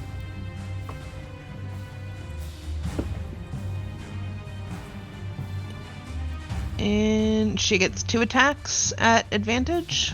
Yep. Yay. 2 mighty swings as you pin in the mighty god of dragons. 36 for the first hit. 37 for the second. Double hits. Go ahead and roll up the damage. So close to a 20.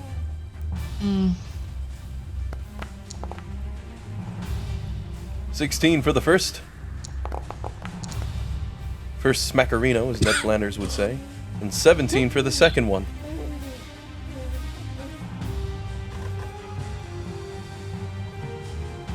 Anything else on Rhea's turn? I think she'll be good there. Actually, Jade's gonna fly down to that level. Yep. Rhea's gonna spin around to the other side to set up a point for Alec to be able to get advantage as well. Let's be honest, she's always been combat savvy. Jade's turn. Movement, bonus action, dash to get down.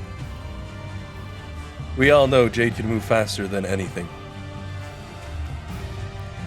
That brings you 110 feet down as you're hovering in the air beside Bahamut. And take a stab with advantage with the mighty honeysuckle.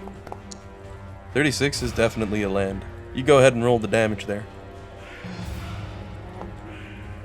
14 for the blade itself. And with the sneak attack, 35 points. See, I am more convinced as ever as we continue on through today's game that it's only Dean who gets ruined by the advantage rolls. I may have to make a new VTT map for the next campaign just to completely wipe the slate to make sure. Yeah. But I really do. You've had great rolls. But we're going to see how they go. Unless anything left for your turn on Jade's to run. Are you good to go, Dan? Because I think you said it was action, bonus action. Yeah. Burn through it all. But I always hesitate because you've all got things up your sleeve. So, Dean's turn. Did you fly up to the 120 feet the other turn, or were you still at 60? I flew up 120 to make myself a target. And that con save was for my Guardian of Nature concentration, which is gone. Because the DC was 30. So, yep, I'm gonna fly down my fly speed, which is 80. That gets me to 40. Then I'll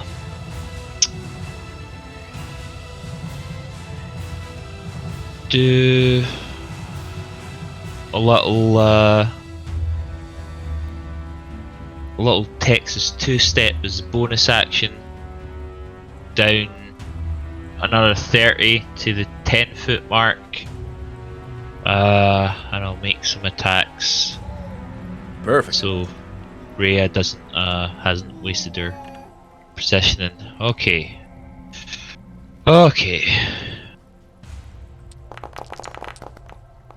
Alright, it's worked this time. See? It's because I made fun. The game's like, wait. DM's not allowed to have fun. The dice roller needs to ruin someone's day. I think that's the rule. So whoever mocks it last, I think. Well, I think it's smelly, so you keep rolling good. There's 2 hits. 13 and 7 for 20 points of damage from the first smack. That'll And from the be a claw, miss. another 13 point, and yep, then 18 is a miss. Yeah, I got a 1. A 1 and a 7. So balance has been restored, and I'm completely out of things. So over to Nimbar. Alrighty. Nimbar's turn now. He's floating 90 feet in the air. Well, I will float down 60. Bring me to 30. And then we're gonna ask Bahamut. Do you hear the bells?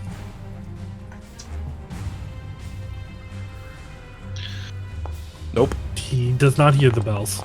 He's doing good on those. Yep. That was good damage too. That sucks. Yep. That would have been a good hit. All right.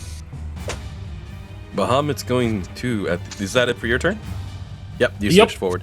As your turn comes to an end, Bahamut's going to snarl as he simply asks, no, do you?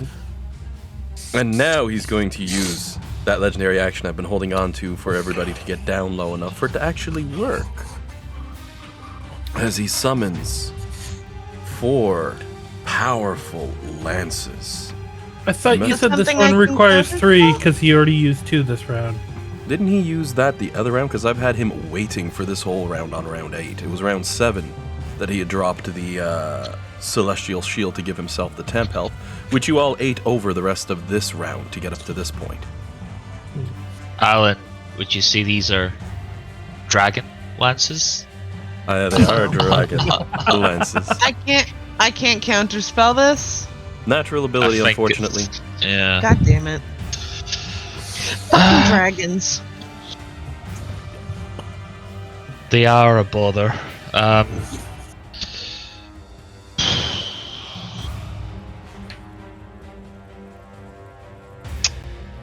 need a natural 20 to save on this. Yeah, I had the dragon fly out of range, take attack of opportunities for doing it, landed and dropped his breathe weapon. Now he's been waiting the whole round for you all to come down so we could use this. Because remember I went to do it last turn, I said shit, and I couldn't. I'm going to use wheel on myself. Do it. It will make the difference. Do it. Hang on, I'm going to hold off no. on that a second, just in case someone with is going to be more in danger. But My I god. think I might be the. Okay, I'm the You're only the person I closest. can help. Yeah. So. Well. Wow. Job, it was only a fucking one I needed. Jesus. Oh my That's god. the dice reminding you, stay humble. I used Indomitable to pass that, by the way. Yeah, I did see you drop that 27th for that second I had- roll.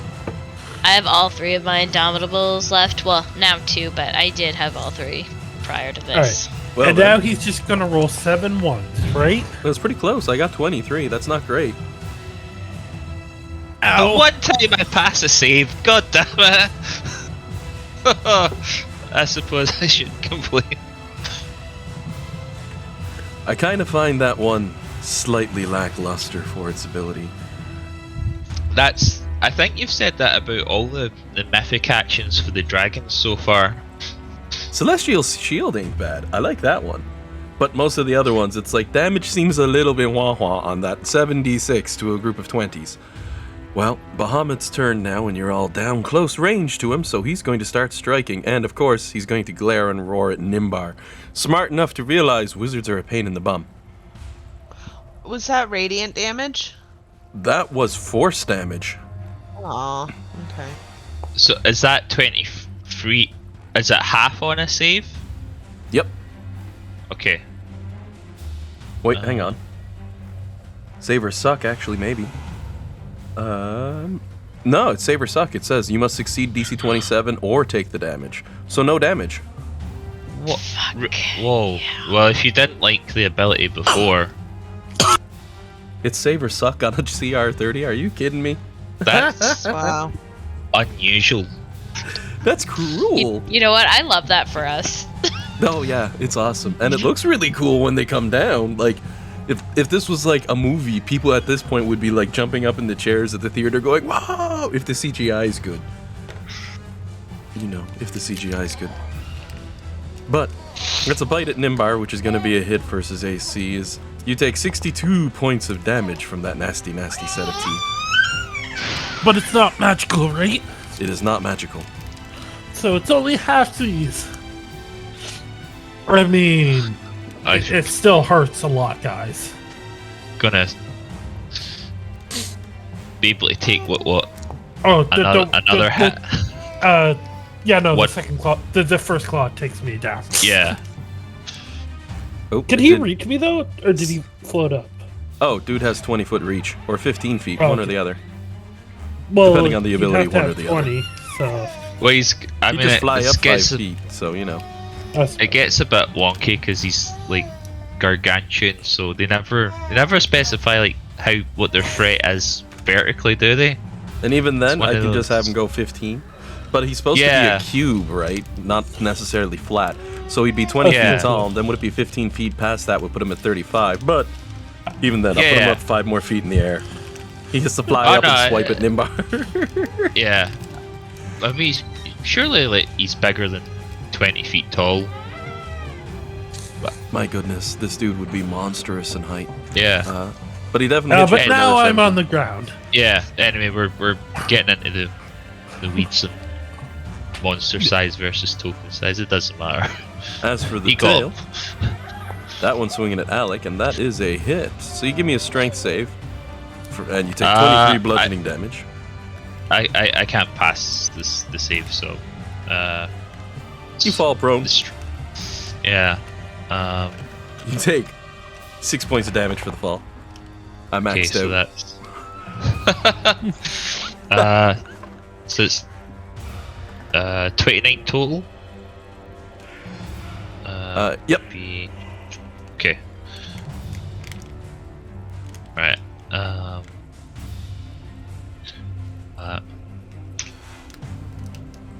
Okay. I am prone. Alrighty. Flux's turn. Okay. Do what I do.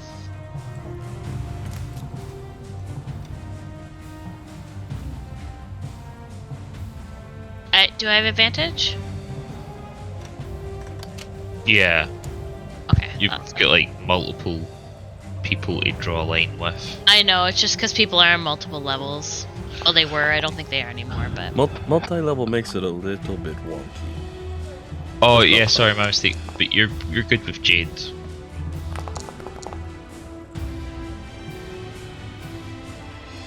That's Oh, 4 I hits. would have to... Yeah, my bonus action would have been spent taking the shield down. For what it's worth. Alrighty. And you go ahead and roll up your damage 4 times. While she's rolling that real quick, if I'm looking at my sheet on Forge, the spell slots, like one of 4 is used, 3 of 3 is used. Am I reading that correct? 1 of 4 is left. 1 of 4 is left, 3 of 3 is left, 1 of 3 is left. Yep. Exactly. That's how it's... Okay, thank you. That's the end of my turn, because I've already used my bonus action. And as your turn comes to an end, he's going to use 2 of his legendary actions in order to cast up his celestial shield once again. A set of golden dragons spinning around him. I thought it would restore that on his turn. There we go. And I almost forgot. Let's see if his breathe weapon recharged. It did not. I cannot roll good on that. Oh, I forgot to do that in my turn as well. So that's it for Flux's turn then, and we roll over to Bellamy.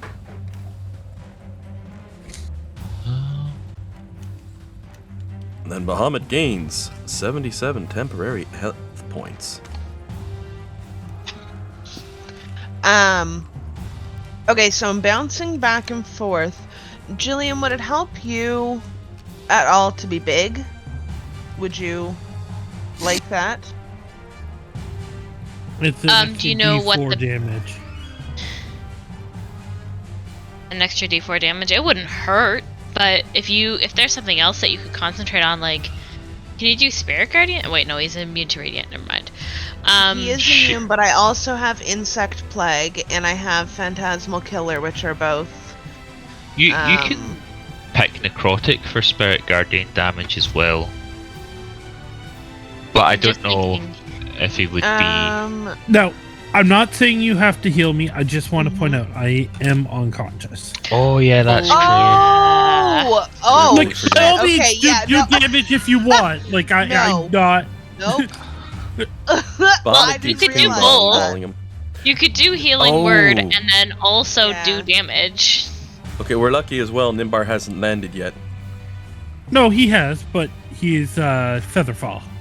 No, I mean you haven't landed in your Featherfall because it ends on you immediately upon landing, which hasn't technically happened yet. You were not Can KO'd I- on Bahamut's turn, 30 feet from the ground. You fall 60 feet around. Gee, I hate the math. You see what I mean? I don't know when to say how. When have you gone 30 feet? Let's say I touched the ground, but I'm unconscious. Exactly. Well, but I can wouldn't take the get to fall him damage. before he falls? Like, would I be able to get to him before he would take any fall damage? He wouldn't take any fall damage thanks to his magic. Yeah. So you totally get to him, no problem at the 0 mark. Okay. Okay. Okay, yeah, what I might do... How far up is Bahamut right now? 15 feet. Oh. And I'm 90 still? I think so. You got all the range stuff. Yep. Okay. 90, and then...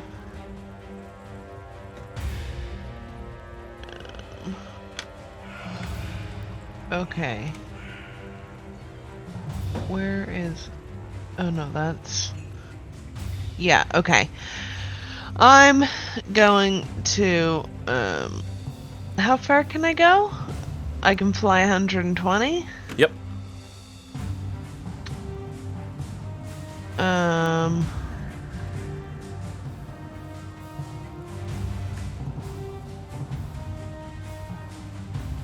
I'm gonna go over there. And you coming down to ground level or staying up at 90 feet? Do I have enough to get down to the yeah. ground? I'm not Okay. going to be calculating Then, yeah. hypotenuse. Of no angles here. Hypotenuse. Yeah. Oh my god. I will gradually go down to the ground. And I'll actually just get right in behind Nimbar.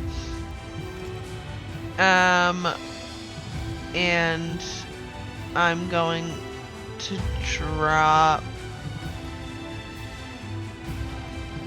Now, can I do that more than once? Oh no, that was my channel divinity. Well, I think that's the most amount of healing I can do. Math, Courtney. Don't forget to take your hit points whenever you heal. Oh no. What, more math? I'm gonna use one of my channel divinities and put 50 points of healing into Nimbar. Sorry, how much? 50. 50. Thank you. But I can't heal past half, but I don't think that brings you to half. No, it does not. No. Okay. That's my action, and then as a bonus action, I can do a healing word, right? Yep. Yep. Yeah. Okay. I will... May as well do a mass cure wounds. Oh no, mass healing word, that's the bonus action. And I'll do that at 7th. Mass bonus action healing word. Did it do the thing? Oh. Roll. 28 points of healing to everyone within 60 feet. Except for Bahamut. Fuck Okay. that. Except Bahamut. No Yeah. heals for him. None for Glen Coco. Come back 1 year, try again. Yeah.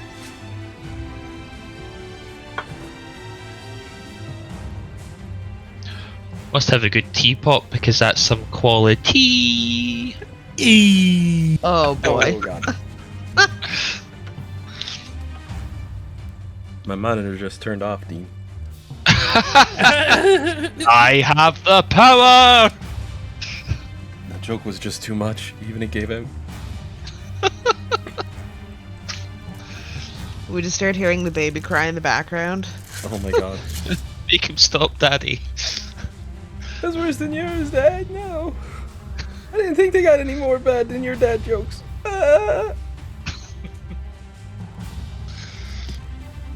So then, everybody got their healing applied? Probably not Jelly because she's away from her keyboard just now. I'll stick it on. 2 to 8. Anyone done Rhea? Not I. Okay, so that's 1, No. 6, 8, 1, 7, 6, I think. Yep. And you've not done yours, have you, John? I did. Wait, what? You should Something be. happened. If Yeah, Bellamy something- gave you, yeah. Something happened because I had applied it and then it apparently Yeah, was like because I gave you 50 and then yeah, I'm another at 58. 78. Yeah. Right, I think Yeah. we're all good after that. You remember to heal yourself, Courtney? Nope. Well, there you go. So you get, maybe you get, you'll get 9 points back for being a life cleric, then the 28. Oh yeah. The power of Grayskull.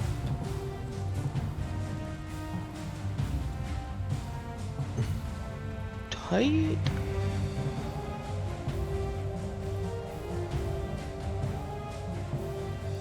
Y'all got them healths in order? Yeah, I think we're all good now. Jeez, Dan, you've managed to get back up to full. Yep. Nice. Where that song, The Cat Came Back? The very, The very next day, the cat Jake came just back. couldn't stay away. Oh my goodness. Listen, I got to see Fred Penner at Evolve in a little tiny yurt with like, I don't know, maybe 100 other people, and we were all clapping and we were all singing, and Oh it my was goodness. the greatest time of my whole life. Oh, There's a Nova Scotian statement. I saw Fred Penner. God, that guy. yeah. God love him. Mhm. That probably flew right over Dean's head. It's okay. I understood the words individually that you said, but I don't. You know, I good don't show. know their meaning. Yeah. No. At the opening of the show, he walked through the woods and came out in this hollow in the middle of the woods, and he had a guitar. And he just sat there and started playing guitar and just singing to you. That's the whole show. Mhm. And it was Okay. awesome. It's like you watch your Ninja Turtles, then you watch Fred Penner. It was awesome. And he sang like kid songs. Yeah. Right. It was great. So, Yeah. kind of like, I guess your equivalent of like the singing kettle. Was that a thing here? Nope. What? No. There's a kids show called The Singing Kettle, and they used to sing kids songs. In Okay. what I imagine is a similar fashion. Probably same concept. Je suis une anana. Oh my word. Does anyone remember that? I remember the polka dot door. No. Okay. Oh. Anyone want actually, nightmare fuel? No, thank you. Yeah. Perfect. Because guess what? You were going to get it anyways. The Mr. Dress Up. You know, I never really watched much of Mr. Dress Up. Oh, he was good. I liked him. I know that like I did enjoy the show, but for whatever reason, like we had some weird shit in Manitoba when like you know, early 90s Manitoba, we had some weird shows, and Mr. Dress Up just like wasn't on weirdly a Fair. lot. Welcome to the 90s. Yeah. Oh my goodness. I mean, we were a bit You're a bit young for Mr. Dressup anyway. Yeah, he was on the outs by that point. I think it ended in like I want to say like 1996 or something like that. And when were you born again, Courtney? What the fuck was that? What was that? John? What was that? What is that? Francophone show. Yeah. What is that? Nightmare Is it Fuel. an animal? No, it's a That's a vegetable. pineapple. It's a pineapple, which Courtney hates anyway. I'm sorry. No, it's not. You don't know what ananas is? That's not a pineapple. Oh no. I told you. Do you want Nightmare Fuel? That's like a Furby in disguise. Oh no. It's recording us. Oh no. Oh no. Oh no, no, no, no, no. Oh no. Oh boy. Okay, enough nightmare fuel, John. Let's get back to the real nightmare. Yeah. Bahamut. Who wants to roll up Rhea Swings? I can do it. I can I've keep not doing rolled. it. Oh, Julian, you go ahead, Okay, give it and I'm on a stab roll. it. You make a point. You haven't rolled for her yet. Courtney, can you not hear me again? Wait, can I not hear Jillian? Yep, you both just said that. So yep, neither of you can hear the other. I'm coming. Oh no. That was too amazing. I love it. I love that. That's rolling high on the insight check at that moment. That's what that was. Are you there? Can you hear me? Yes. Okay. Alright. That was- was hilarious. I also said, what you didn't hear, is that you were a little bit young for Mr. Dressup anyway, Courtney, which is probably why you didn't see it, because it ended in 1996. Yep. Oh yeah. So you would have I was been like only 2. 3. Yeah. 3, right? Yeah, you wouldn't remember Yeah. Mr. Dressup. Yeah. I will say it's before all our time, but Muppet Babies got repeated so much on Nickelodeon. I saw that shit. Ooh, I can't Alright. do Muppets. I'm attacking That's fair. Miss Ray. You don't like the Muppets are amazing. Muppets? It's Courtney. the puppet. It's the puppet thing, man. I'm- It's like this I'm like pretty sure primal Courtney fear. Does Courtney just like not like enjoyment and Oh, wait, she happiness? would- Yes, yes. I really don't. Oh All my the good and goodness. happy? No, I don't want it. Well, while Jillian's rolling damage, the Muppet Christmas Carol, when they did that back in the day, Buddy, who was acting as Scrooge, said, I don't do Muppetry, I don't like this Muppetry stuff. I'm going to take this as a 100% serious job. And- Say who that was. Say his name. Oh, 1 second, I actually can't remember it. Oh, you can't remember? You know what? I can't. It's a shameful. Because I believe it was Sir Michael Caine. There you That's go. the one. Did came through. I've not seen that film. However, I do know that he was in it. Good Michael Yep, Caine that- impression. That's the one. He said he'd take it 100% serious. Forget the Muppet shit, and it's such a good contrast. And you can tell. It's so good. Oh, let's go ahead and Alright, assign well- that bonus damage. I'll chop that Yeah. on for a 19 and 21, and she starts cutting into that temp health. It's just. Is it 3 attacks or 2? Just the 2 with the greatsword, because both hands. Okay. Right, yeah. Like he's screaming and she's swinging the thing with all she's got. She ain't get the godly power-ups the rest of y'all get.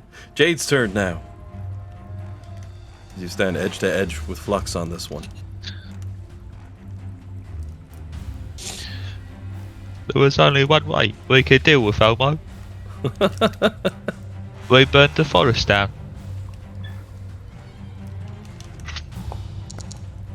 Jade makes a stab and manages to land a hit even with a 7. Them high-level games. 18 points of piercing plus your sneak attack on top.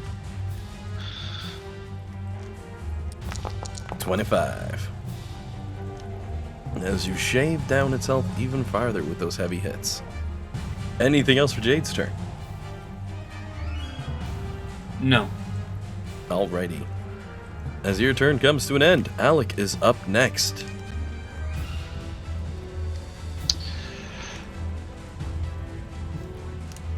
I've been looking for something clever to do, but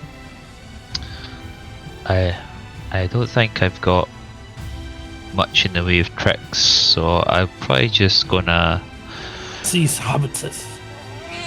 Yes. Probably gonna attack.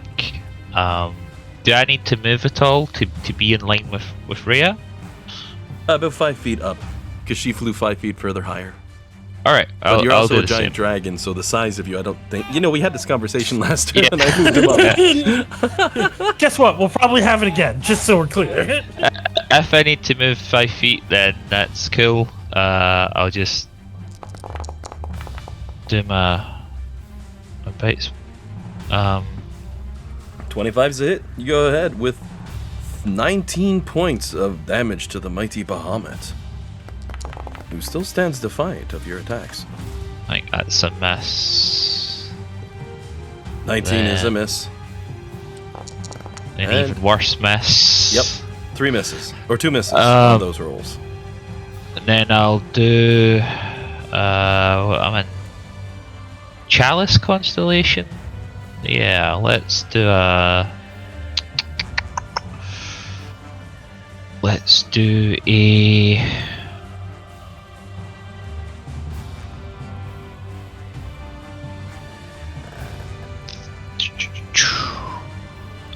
Just a first level healing word. The bonus action. Oh, goody god. Then this. Let's just put them both on Nimbar, as he has the dragon's ire. So that's 29 HP to use, sir. 107. And that will be me. Nimbar's turn up next.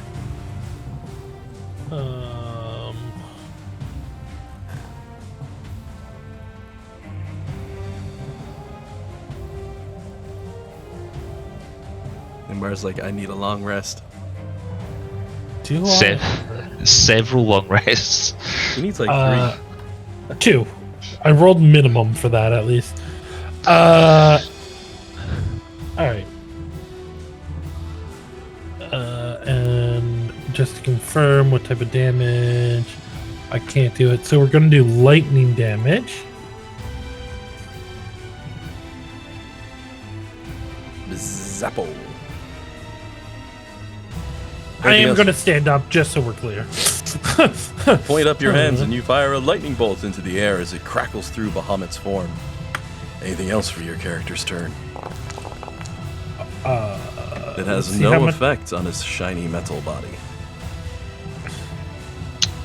Must be. I'm immune to lightning. Yeah.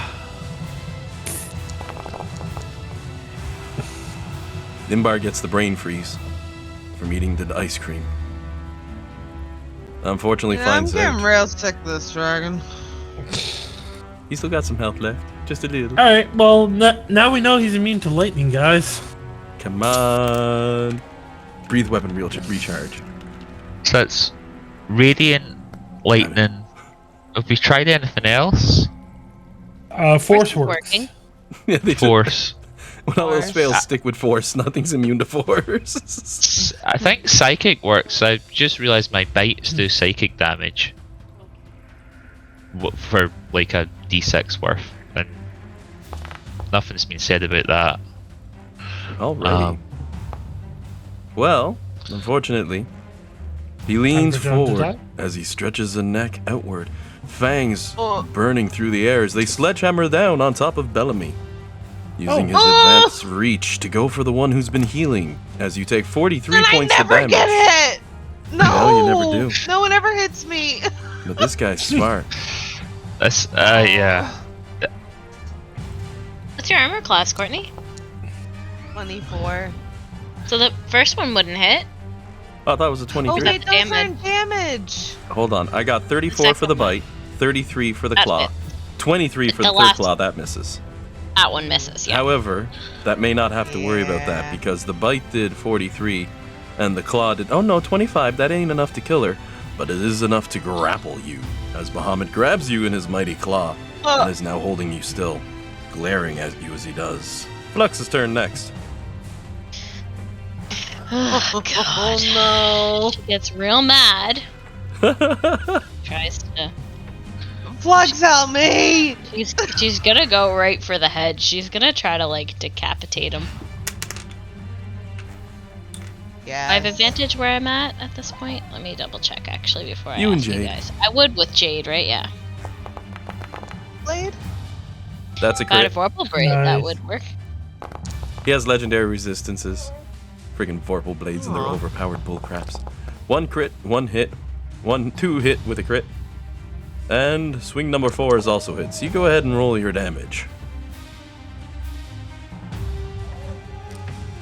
So he has disadvantage on all of his attacks till the end of my next turn. Alright.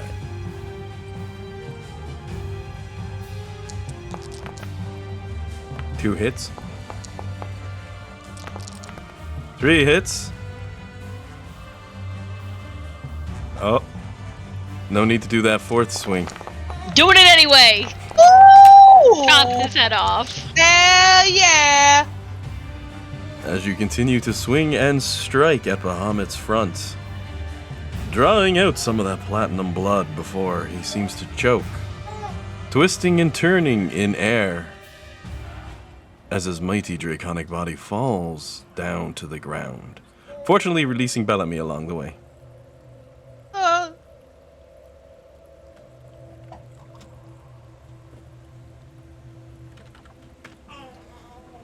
Bahamut lands with a rather heavy thud. The baby's happy for us. Yep, So she's cheering you it on. sounded. It did sound like she just said, "Nice." Yeah.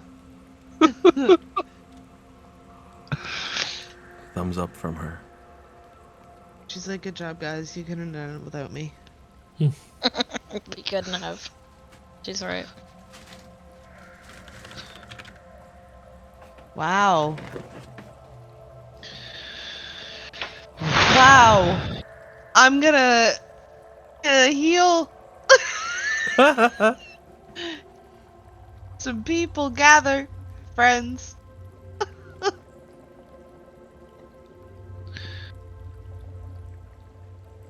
Once Bahamut hits the ground, Nimbra's just gonna flop down. I'm just gonna drop a 9th level. Oh, Just heal everyone! Bellamy lays down in the grass and starts to cry. Oh no. Flux goes and sits with her silently. Nimbar will give thumbs up and then look over and go, Out of we're earshot. not done yet, guys. We still have the dragons. Yeah. give them a moment, That's why for pity's sake. Bellamy's crying. Yeah. You say to the one who's been like the most like dead, who's like physically like mutilated, like can barely lift himself up. Oh my god, guys, we need sleep. How far off is Neverwinter? Oh, that's like, a good chunk of the way up the field from where you are. Not too far at all. If Alec's gonna fly up into there and see if he can have a look at what's going on. I don't know if we're too far or not. As you're Ooh, glancing, I'll follow him up. However, before you do these things, your vision might be caught a little bit different. At least Nimbar's might. Because that gigantic platinum dragon in the moment you took to rest your eyes. Fire. Let me fix that token. Disappeared. There we go. And let's just stretch that so it's the right size. Instead, as you turn, as Nimbar's looking up, as Alec flies a little bit to scout ahead at the dragons who rip through a portal, making their move on Neverwinter. You don't see the large platinum dragon, but the much smaller man leaning back against the log. And he takes a You moment son to of a cough up. bitch. Little bit of blood as he chuckles and says, "You spiritual beings, fighting with tooth and nail to steal the very power from the material like myself, as is the only way," he says casually as he brings a hand up and wipes some of the blood from his mouth, and then gives a nod and adds in, I could not be more proud of each and every one of you. What? I think it was testing us. A light smile Bel- falls Belly on the old cries man. harder. Sorry for killing your dragons. He gives a shake of his head as he says, "Do not fear for those. The dragons truly have given up any semblance of hope for your people, but not I. However, I knew the only way one might stop Sardior's wrath. I would need great strength and great power, so I must apologize for my deception to you all. Only one of us could come out of this fight with the strength of the other, whether it would be me stealing back Tiamat's power, or would you all prove strong enough to be able to win this fight and earn my strength? Would you have what it takes to yet save the world, yet maybe save my son?" He coughs up once again, still looking critically injured. You can tell the only thing that seems to still be tying him left to this world might be some pity from death itself.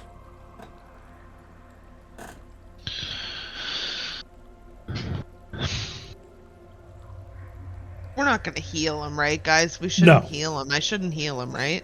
There's No, no he's fix in gonna- this. Heal him. Yeah, He's I gonna don't. give us Alright, another okay. boon thing. I'll lay back down and cry. Lux will just kind of put her hand on his shoulder and said, "I wish it didn't have to be like this." He'll give a light chuckle as he looks up towards you and gives a wink. "Don't you worry none, Naira. For this, you've done your people proud. Never have I seen such a powerful dragon. Wear it with great pride. Now come here, the rest of you. I have a gift to bestow upon you."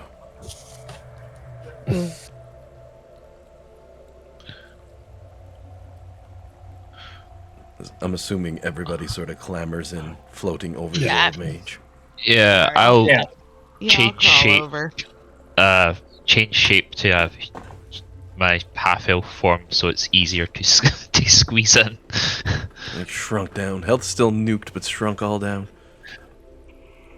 And he'll just look up towards you all with a smile and say, "I dub thee all heralds of my will. Take with it and do what you will. You've certainly earned it, and I grant you my power. Now, did any one of you see that old hat of mine? I'm rather fond of it, you see. Had it for a long time." You're Ah! wearing it. It's on your head. No, it's... You might recall he tossed it off when he turned to his draconic form and fled her to the ground. It's nearby. Oh, no. The only chance would be if out of habit Jade just grabbed it while walking past it. Because it was between the portals. So, Jade has it. That's a DM decision. No. Jade has it. I want to say any form of argument I'd bring up on that would be a disservice to the character. Sticky fingers. You're just pulling it out of the back pocket like, "Oh yeah, I got the hat right here." Jade has been wearing it the entire time. I don't have a bag of holding to put it in, so I've been wearing it the entire time. I love that so much. Well, do you bring him his hat? Yes. As you walk up towards the old man and hold out a hat to him, you see a broad smile across his face. But by the time you've passed the hat towards him, he's already passed from this world. Oh.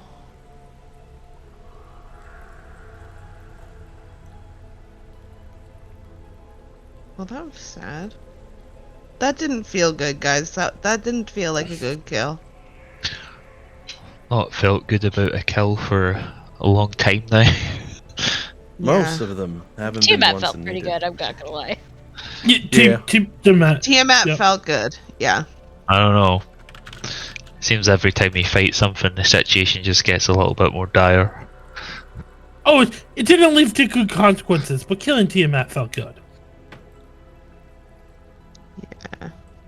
Well, as promised by Bahamut, as he passes from this world and his spirit moves on to whatever might remain for a fallen god, you do sense your power swelling and growing as you now carry his will and his strength.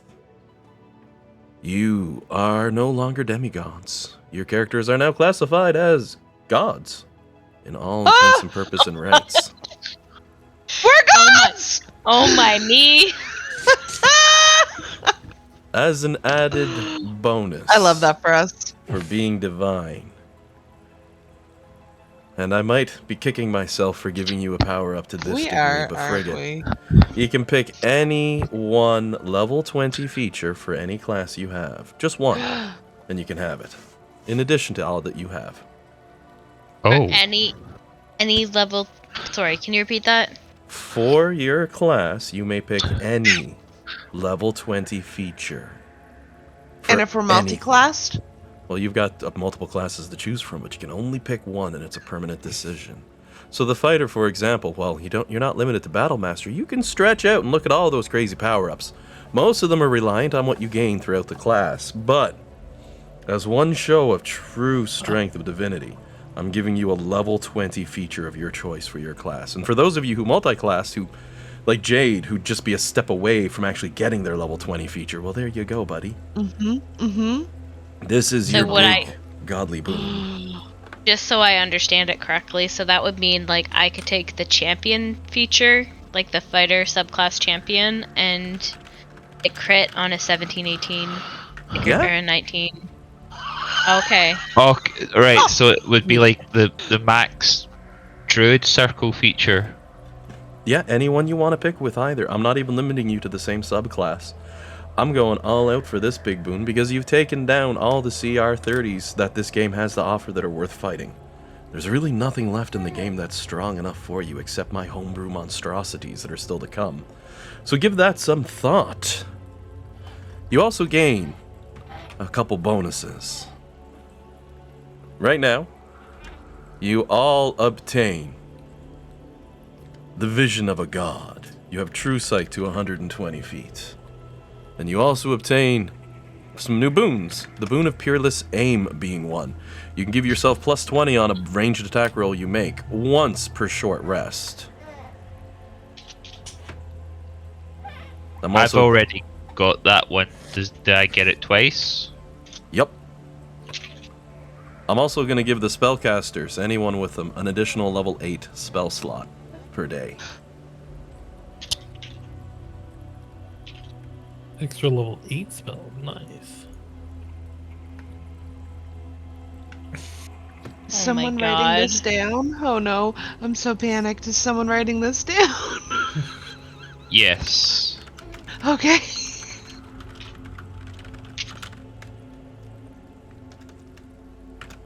Well, I'm sorry, I messed up on Boon of True Sight. It's only 60 feet. Yeah, we already had that Still. one. Oh, my bad. Yeah. Increase it Yeah, to you- 120. Did we? Okay. Because you're godly now. You're stronger. Yeah. And for Jade, I don't think I gave this to you yet, but I'm going to give you the boon of undetectability.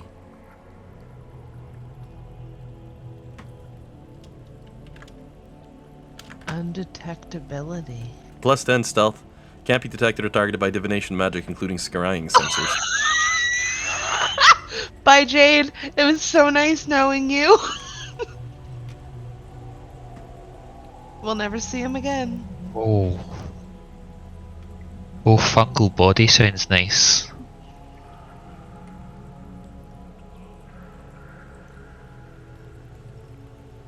Boon of what now? Oh, the druid circle feature. Oh, It's yeah, you guys have fungal body.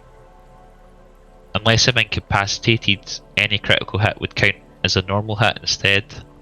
And further speaking, your characters, whatever sort of divine appeal you want to have, what sort of appearance your character would have would evolve now, as you're truly divine beings walking on this realm. On top of that, against non-divine creatures, you each get 3 turns.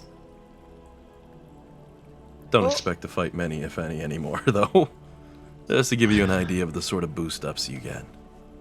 And, as one extra added final super bonus, you may increase any second stat of your choice to 30 permanently. Oh boy. As your characters grow exponentially stronger than they were before. Guys, Flux is gonna break 300 hit points, I think. Oh, yeah. Oh, absolutely. So, you've got stuff to plan for next week, but we still got plenty of time left for today's game. Because, as you may recall, what What's happened? Oh my god, I think the brain broke for a half a second. You might recall that the dragons themselves were being unleashed on Neverwinter.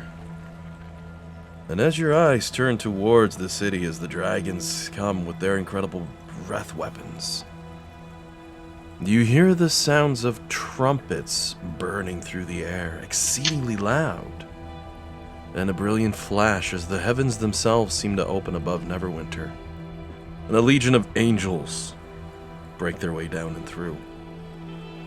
It's not long before the dragons are quelled in their place by these fighters. Mere moments for such a fight of that level. If we know D&D, it's like 4 rounds done. And it seems the city has received a miracle.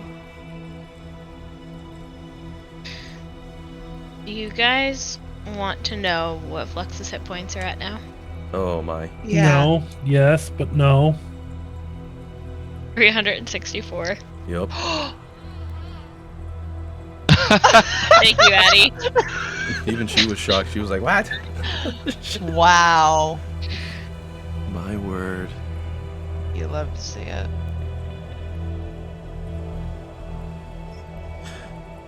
Well, you all got some decisions to make, but we certainly won't be getting into a fight before anything happens. So don't worry too much about them. You can plan on those between sessions. You all want to head your way towards the beautiful city of Neverwinter? Yeah.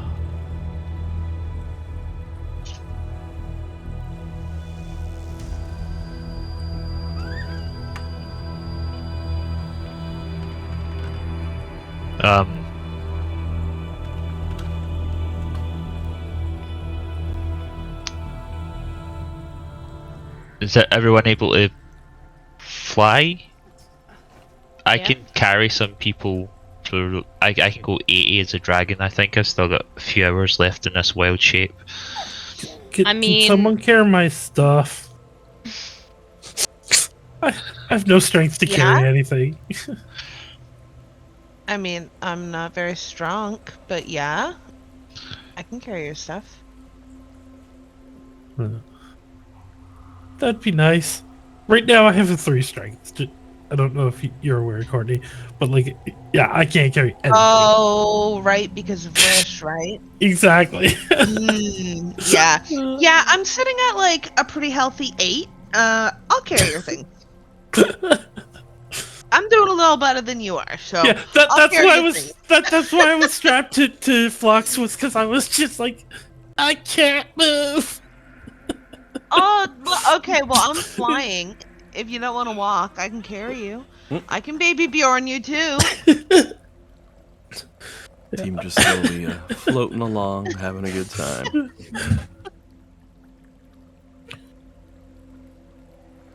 Though just for the heck of it as well, I'm going to throw out one last boon. This one's for Courtney. Since you got all that bardic stuff, I'm going to give you Boon of Fate. Boon of Fate.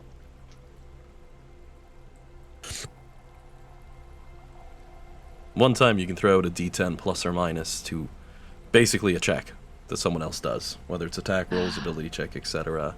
Falls into that sort of bardic inspirational stuff. Love that. Thank you.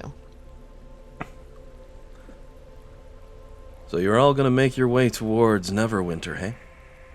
Yeah. Won't have too much trouble getting there. Unfortunately, they've always been very firm to not really provide us with a good map. of Neverwinter. So I'm going to go ahead and activate the base screen, because that has an actual map of Neverwinter to sit on the background. But I'll use basic description as we go through this part, because, well, Neverwinter itself is a beautiful, incredibly well-designed city of splendor. And in the middle of these winter nights, it does look pretty impressive.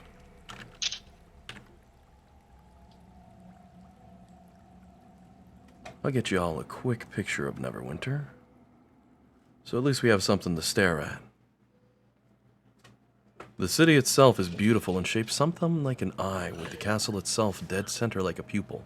I'm just waiting for it to load in. It's a big, beautiful picture. It's just downloading, I suppose. It'll just take a sec. As you approach the city, you will see as well that gigantic, transparent dome of golden light around the outside. A number of celestial beings, there we go, walking about the beautiful city. That's on the outside, guarding. They look you up and down as you approach the city. Those seem to take some reverence in your appearance, as you'd be coming up to the main gates themselves. This is the... pardon me. This is the map that we're looking at? Yep, that's a map of the city itself for its overall structure, just so we have something. The picture I just popped up, that's the actual city itself. Oh, cut the music on me. Let's try getting that back going again. There we go. Courtney. Oh my. So, as you approach this beautiful city, there's a single set of gates they seem to point you in the direction of, though. The angels, what remain of their forces, did a wonderful job cutting back the dragons who have turned away from the city. You also notice it already looks like it's been besieged. Already damaged, structures partially collapsed, but the city still stands strong.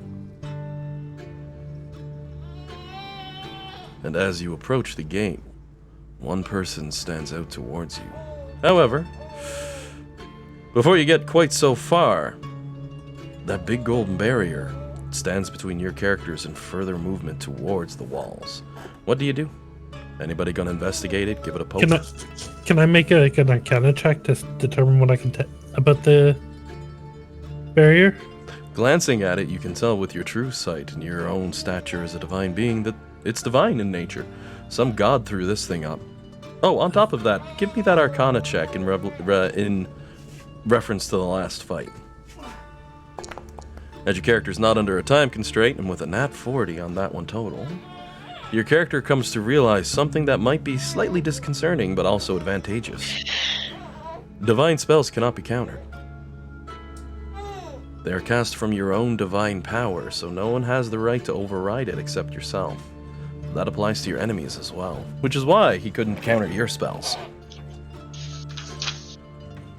So, big golden barrier. So, but that's What? all our divine spells? All the spells that you cast, sorry, not the divine school. Okay. Spells cast by gods cannot be countered. Oh. I picked up what you put down there. Yeah. So There's you- divine spells and there's Arcana spells. Yep, I yep. get why you got lost in the weeds there, bud. Don't worry about that. The DM's like, I must immediately clarify. I told him to take a right turn, or take a left turn right now. Speaking of weeds, guys, my weed plants are doing great. Oh, I've been following congratulations. that journey on Facebook, and it's been making me very happy. I'm very excited for you, Love Courtney. that for Thank you. I'm repotting Love them it. today. They're lovely. I'll toss a picture up in Discord. So Alan, just while we're in a bit of a break right now anyway, so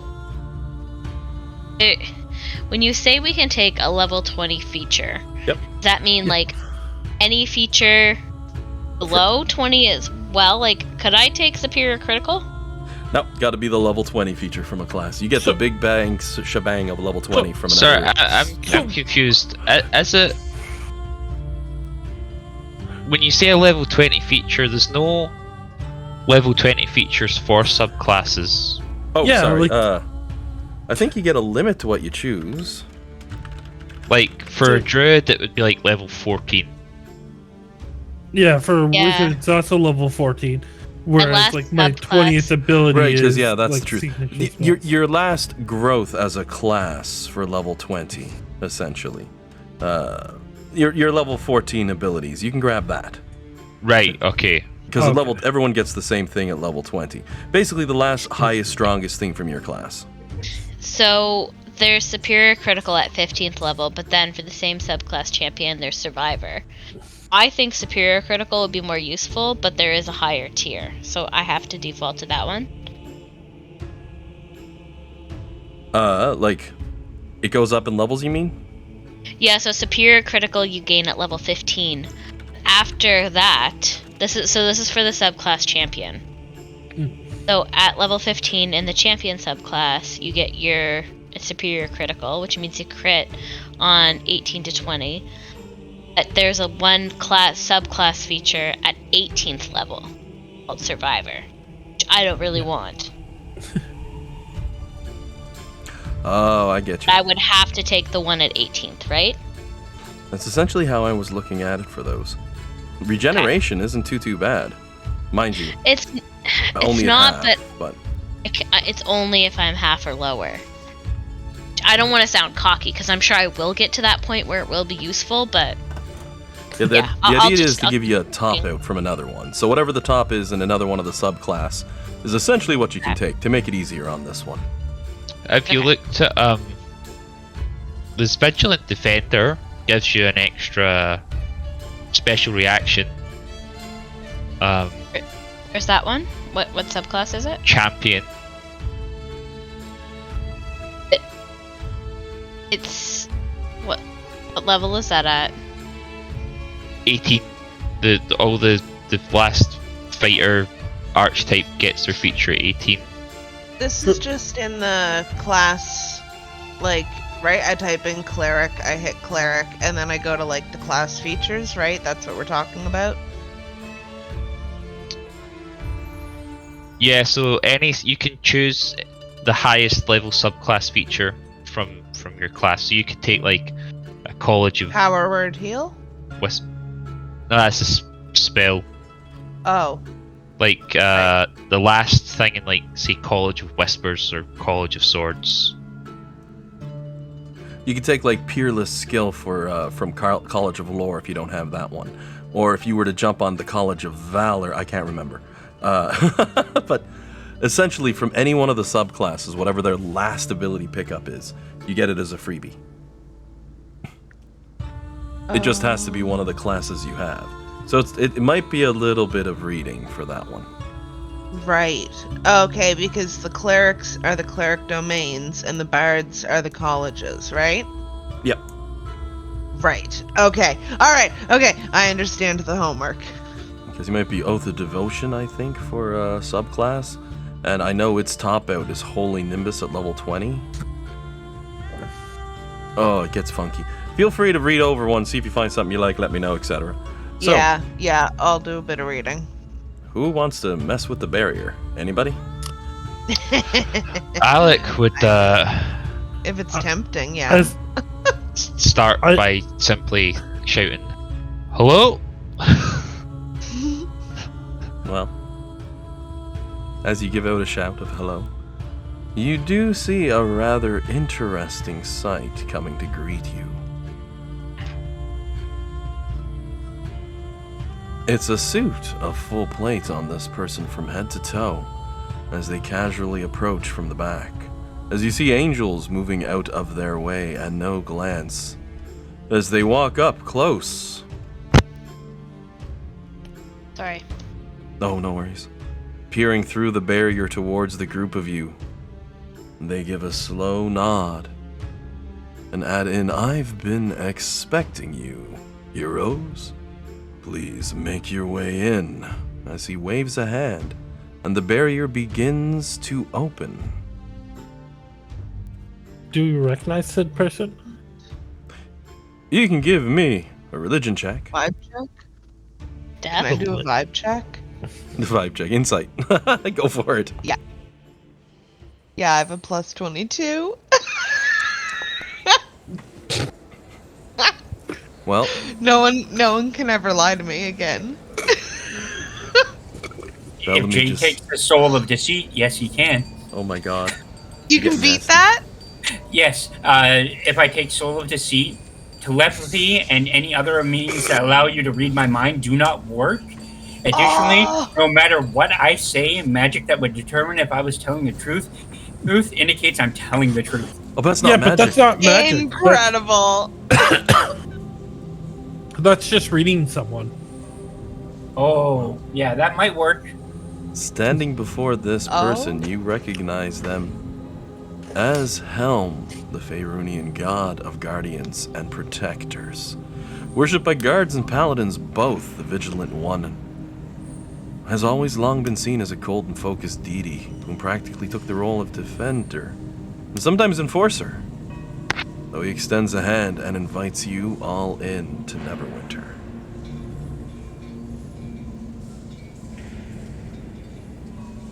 Is Neverwinter not under attack? Not anymore. The angels managed to repel the dragons, giving you that brief reprise as he adds in, I have protected this great and powerful city. No other celestial being may come or go on my gaze. Mortals, however, well, after we took the refugees here from Waterdeep, you will have to pardon. We've only been here for about an hour, perhaps 2. It has been busy.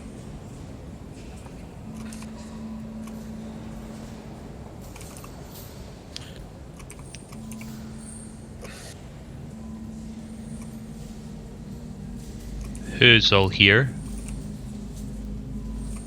All those who remain from the city of Waterdeep. When I saw my sister fighting so bravely, I realized we were cowards, and I had to do something about it, so now I have come. But sadly, I was too late, for that city is already lost. And now I will protect Neverwinter. Please, come in. The least we can do is open the gates to those of you who also fight. Nimber will step through the barrier, or try to. You'd have no trouble getting through with him having Okay. opening it. But without that, it would have been quite sealed without incredible force. But Helm has invited you all in. He himself would start turning as he began to walk into the actual city itself. Do I trust him? Like, that vibe check was cool? Oh yeah, Okay, cool. Helm's one of the most prominent good aligned deities, Yep. I think. Good. Okay. in fact, you know what, I'll even play it up a little bit. As he's walking in, you see 2 children running by, both of them with actual short swords in hand, striking and playing with each other. Until one of them slips. He'll Oh, crouch God. down at that point after it bumps into his leg. Looks towards the kid, who now carries quite the injury that I won't go into detail on because they're kids. And he'll nod and say, what world have we come to where we arm our children? Waves a hand over the child, heals them immediately, picks up the 2 swords and shakes his head and sets them aside. This is unacceptable. Bring me your wounded and your injured to the park, and I will meet you all there, and I will help them.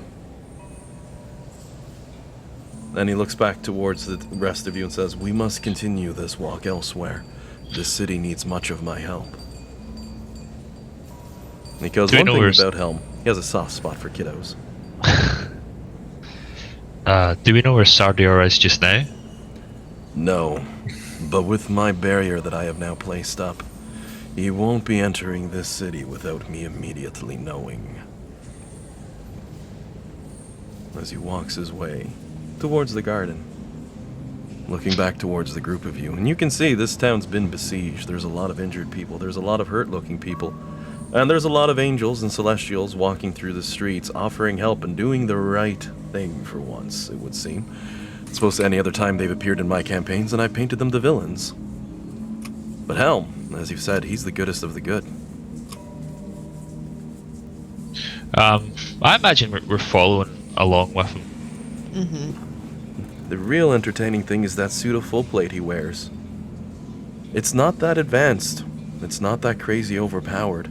It looks like a standard suit of armor with a helm on the shoulders. Nice picture here of it, in fact. No filigree, no design, but you can tell. He's one of yours, at least, being on the same divine level as him. The garden itself is absolutely beautiful, and there's already people beginning to line up, from the two kids running, telling them, come on, let's go. As he makes his way in, a single stone bench in the middle by a very, very large pillar of solid obsidian. One you might recognize from various other campaigns and various other points you've been through. Sits in the middle of Neverwinter as well. No. Flashbacks. You'll walk Sorry, over. what was that? The Obsidian pillar. Yep, the same one they put in every single campaign in D&D. One of those. Sits in the middle of Neverwinter, in this middle of this beautiful garden at night, as he walks over to the middle area. And you can already see so many poor and destitute people, and so many soldiers injured, lined up now, awaiting help from Helm. As he looks towards the team and says, I am sure you probably have questions or demand answers. Please, he says as he looks towards the first person, what seems to be your issue? And it's an older man who looks up, and you see he's got a broken arm. Helm looks back towards the team. Tell me what I can do to help you. Let information you might need from me before we start our countermeasures. As he heals the old man's arm back into place.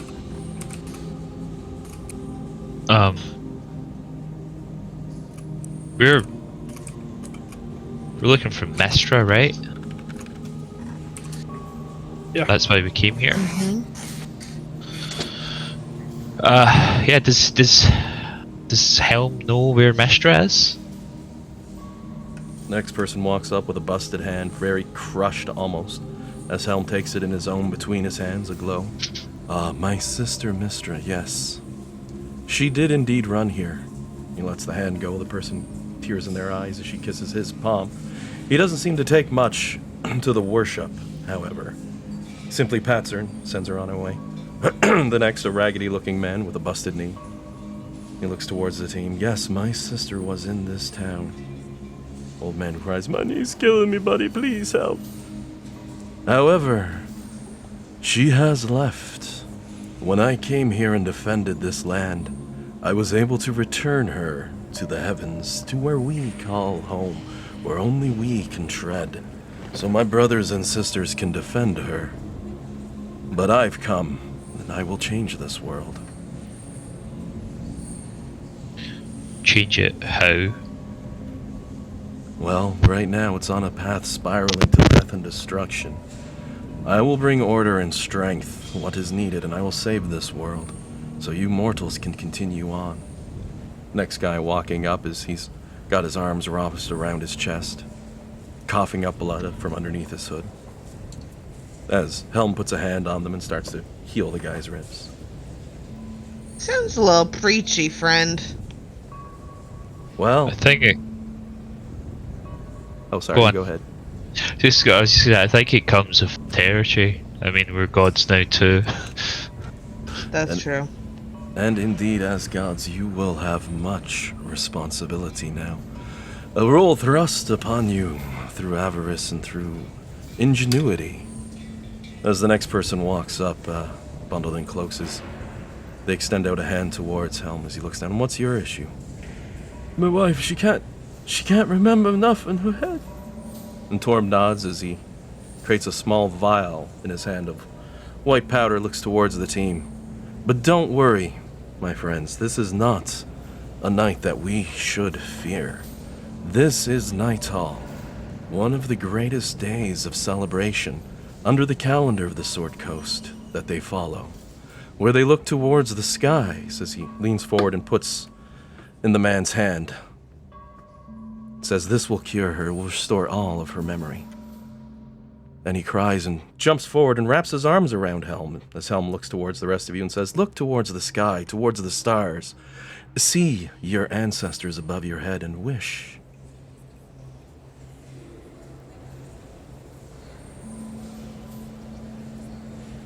Y'all looking up?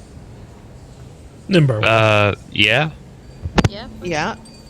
And the sky itself truly is beautiful tonight, with the stars out and aligned on such a wonderful time. But you know, as always it is with my campaigns, as I love to say, that's not going to be what catches your character's attentions. Because as you glance towards that sky, that golden tapestry set out above your heads that defines and defends this city has cracks suddenly running through it. Stretching out from above high, from the center suddenly echoing from edge to edge like a broken mirror. The golden barrier above your heads shatters, falling through the air and turning into dust upon the evening sky. And when you glance back towards Helm, you can see the man embracing him as he stands taller, and Helm, no longer speaking, throws back the hood, and indeed, Sardior stands, a dagger firmly planted in the back of Helm. As your old nemesis Straken shakes his head and adds, "The fool always had such a soft heart, but now it's far too late for them." Then turns back to look towards the party, squinting his eyes a bit as he sighs and adds, "And this is exactly why I killed you all off. I knew you'd follow me."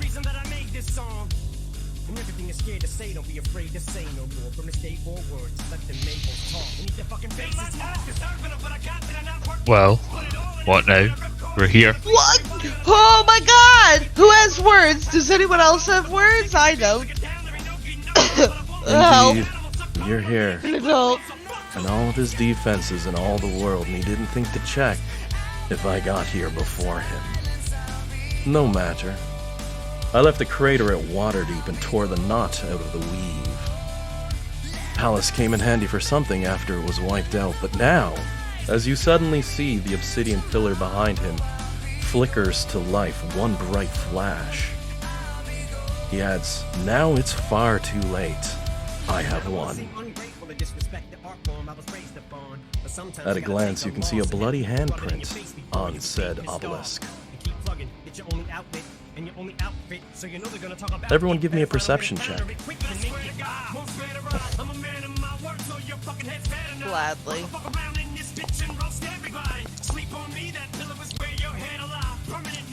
Oh god, everyone's acing it except Nimbar. I was about to say everybody, but then Nimbar got that one. Nimbar just stunned in the moment. Staring on. I'm sorry for wasting its time. Oh. You all notice the birds above your heads are no longer flying, frozen in place along with everyone and everything else. And Sardior looks towards you all and narrows his eyes and says, "Humanity's greatest creation. With their floating cities some 3 millennia ago, they just planted these pillars across the world so that they could roll time back to when they were on top." As you see the sun above your head suddenly starts rolling backwards, along with the moon in the sky, moving in the opposite direction that they're supposed to go. The obsidian pillar beginning to flash repeatedly. "They seeded your world with these," Sardior adds. "Your own people made this, to roll back the clock 3,000 years. But with my power, I'll take it back to the start of creation, where the gods can't stop me from coming to their realm." A chain reaction beginning. And it only takes a few moments for the world itself to be torn asunder. The very bricks of Neverwinter disappearing under your character's feet as the DM pulls one last gotcha. And you find yourself standing in a very large open meadow. The world and the mountain ranges around you, the only thing of the bare start of creation. As he gives a nod, looking towards you, as everyone and everything else seem to have faded away. And he adds in, too bad. Though, as this is happening, as it's all fading away, one important party member is going to look towards the group and give you all a smile. As her little golden fur starts to fade into the air, and she goes, oh, well, I may not be taking part in the fights, but you know what? I don't think it's over yet, guys. I still believe in you. As Lulu fades away, too.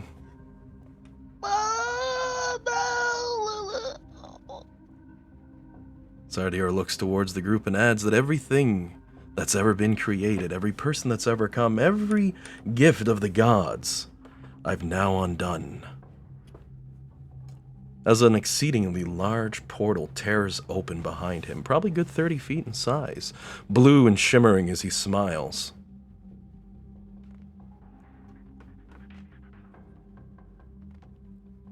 Then adds one last final thing.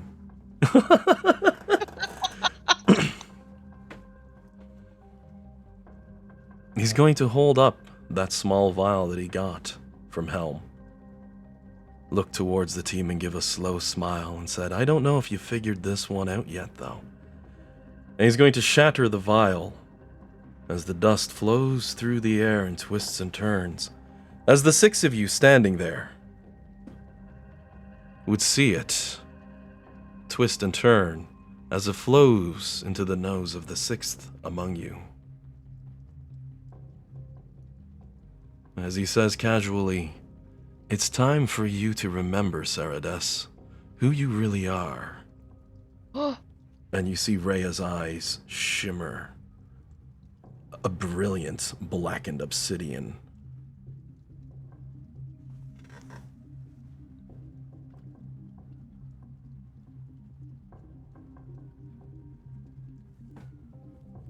I think that's a decent little spot to pause, give a little cutscene magic. I was worried that Discord cut out again. No. And I'll go ahead and mute off the music playing in the background on the server, because I think that's a good spot. With all of creation brought into jeopardy, Straken mere steps away from walking through a portal and the DM revealing something some people might have suspected or might have known all along. Rhea is Sardior.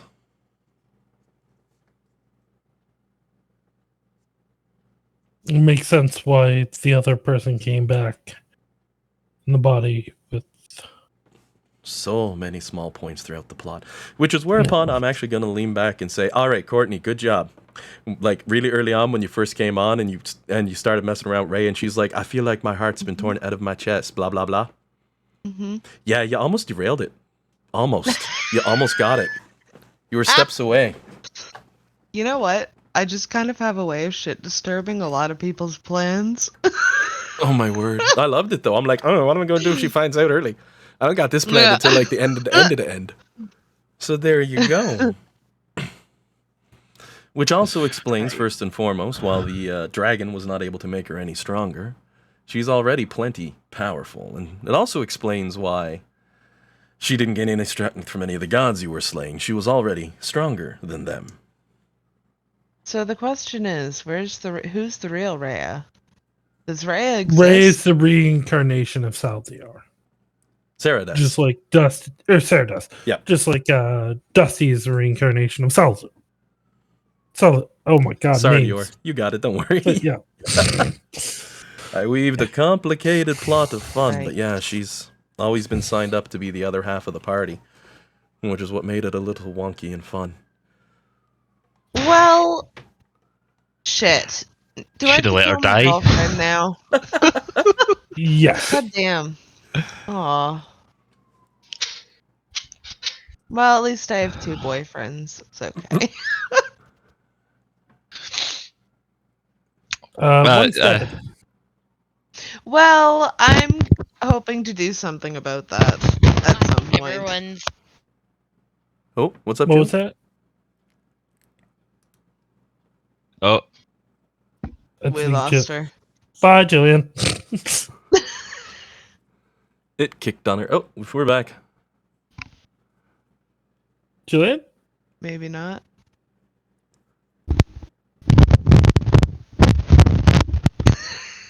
We don't have her.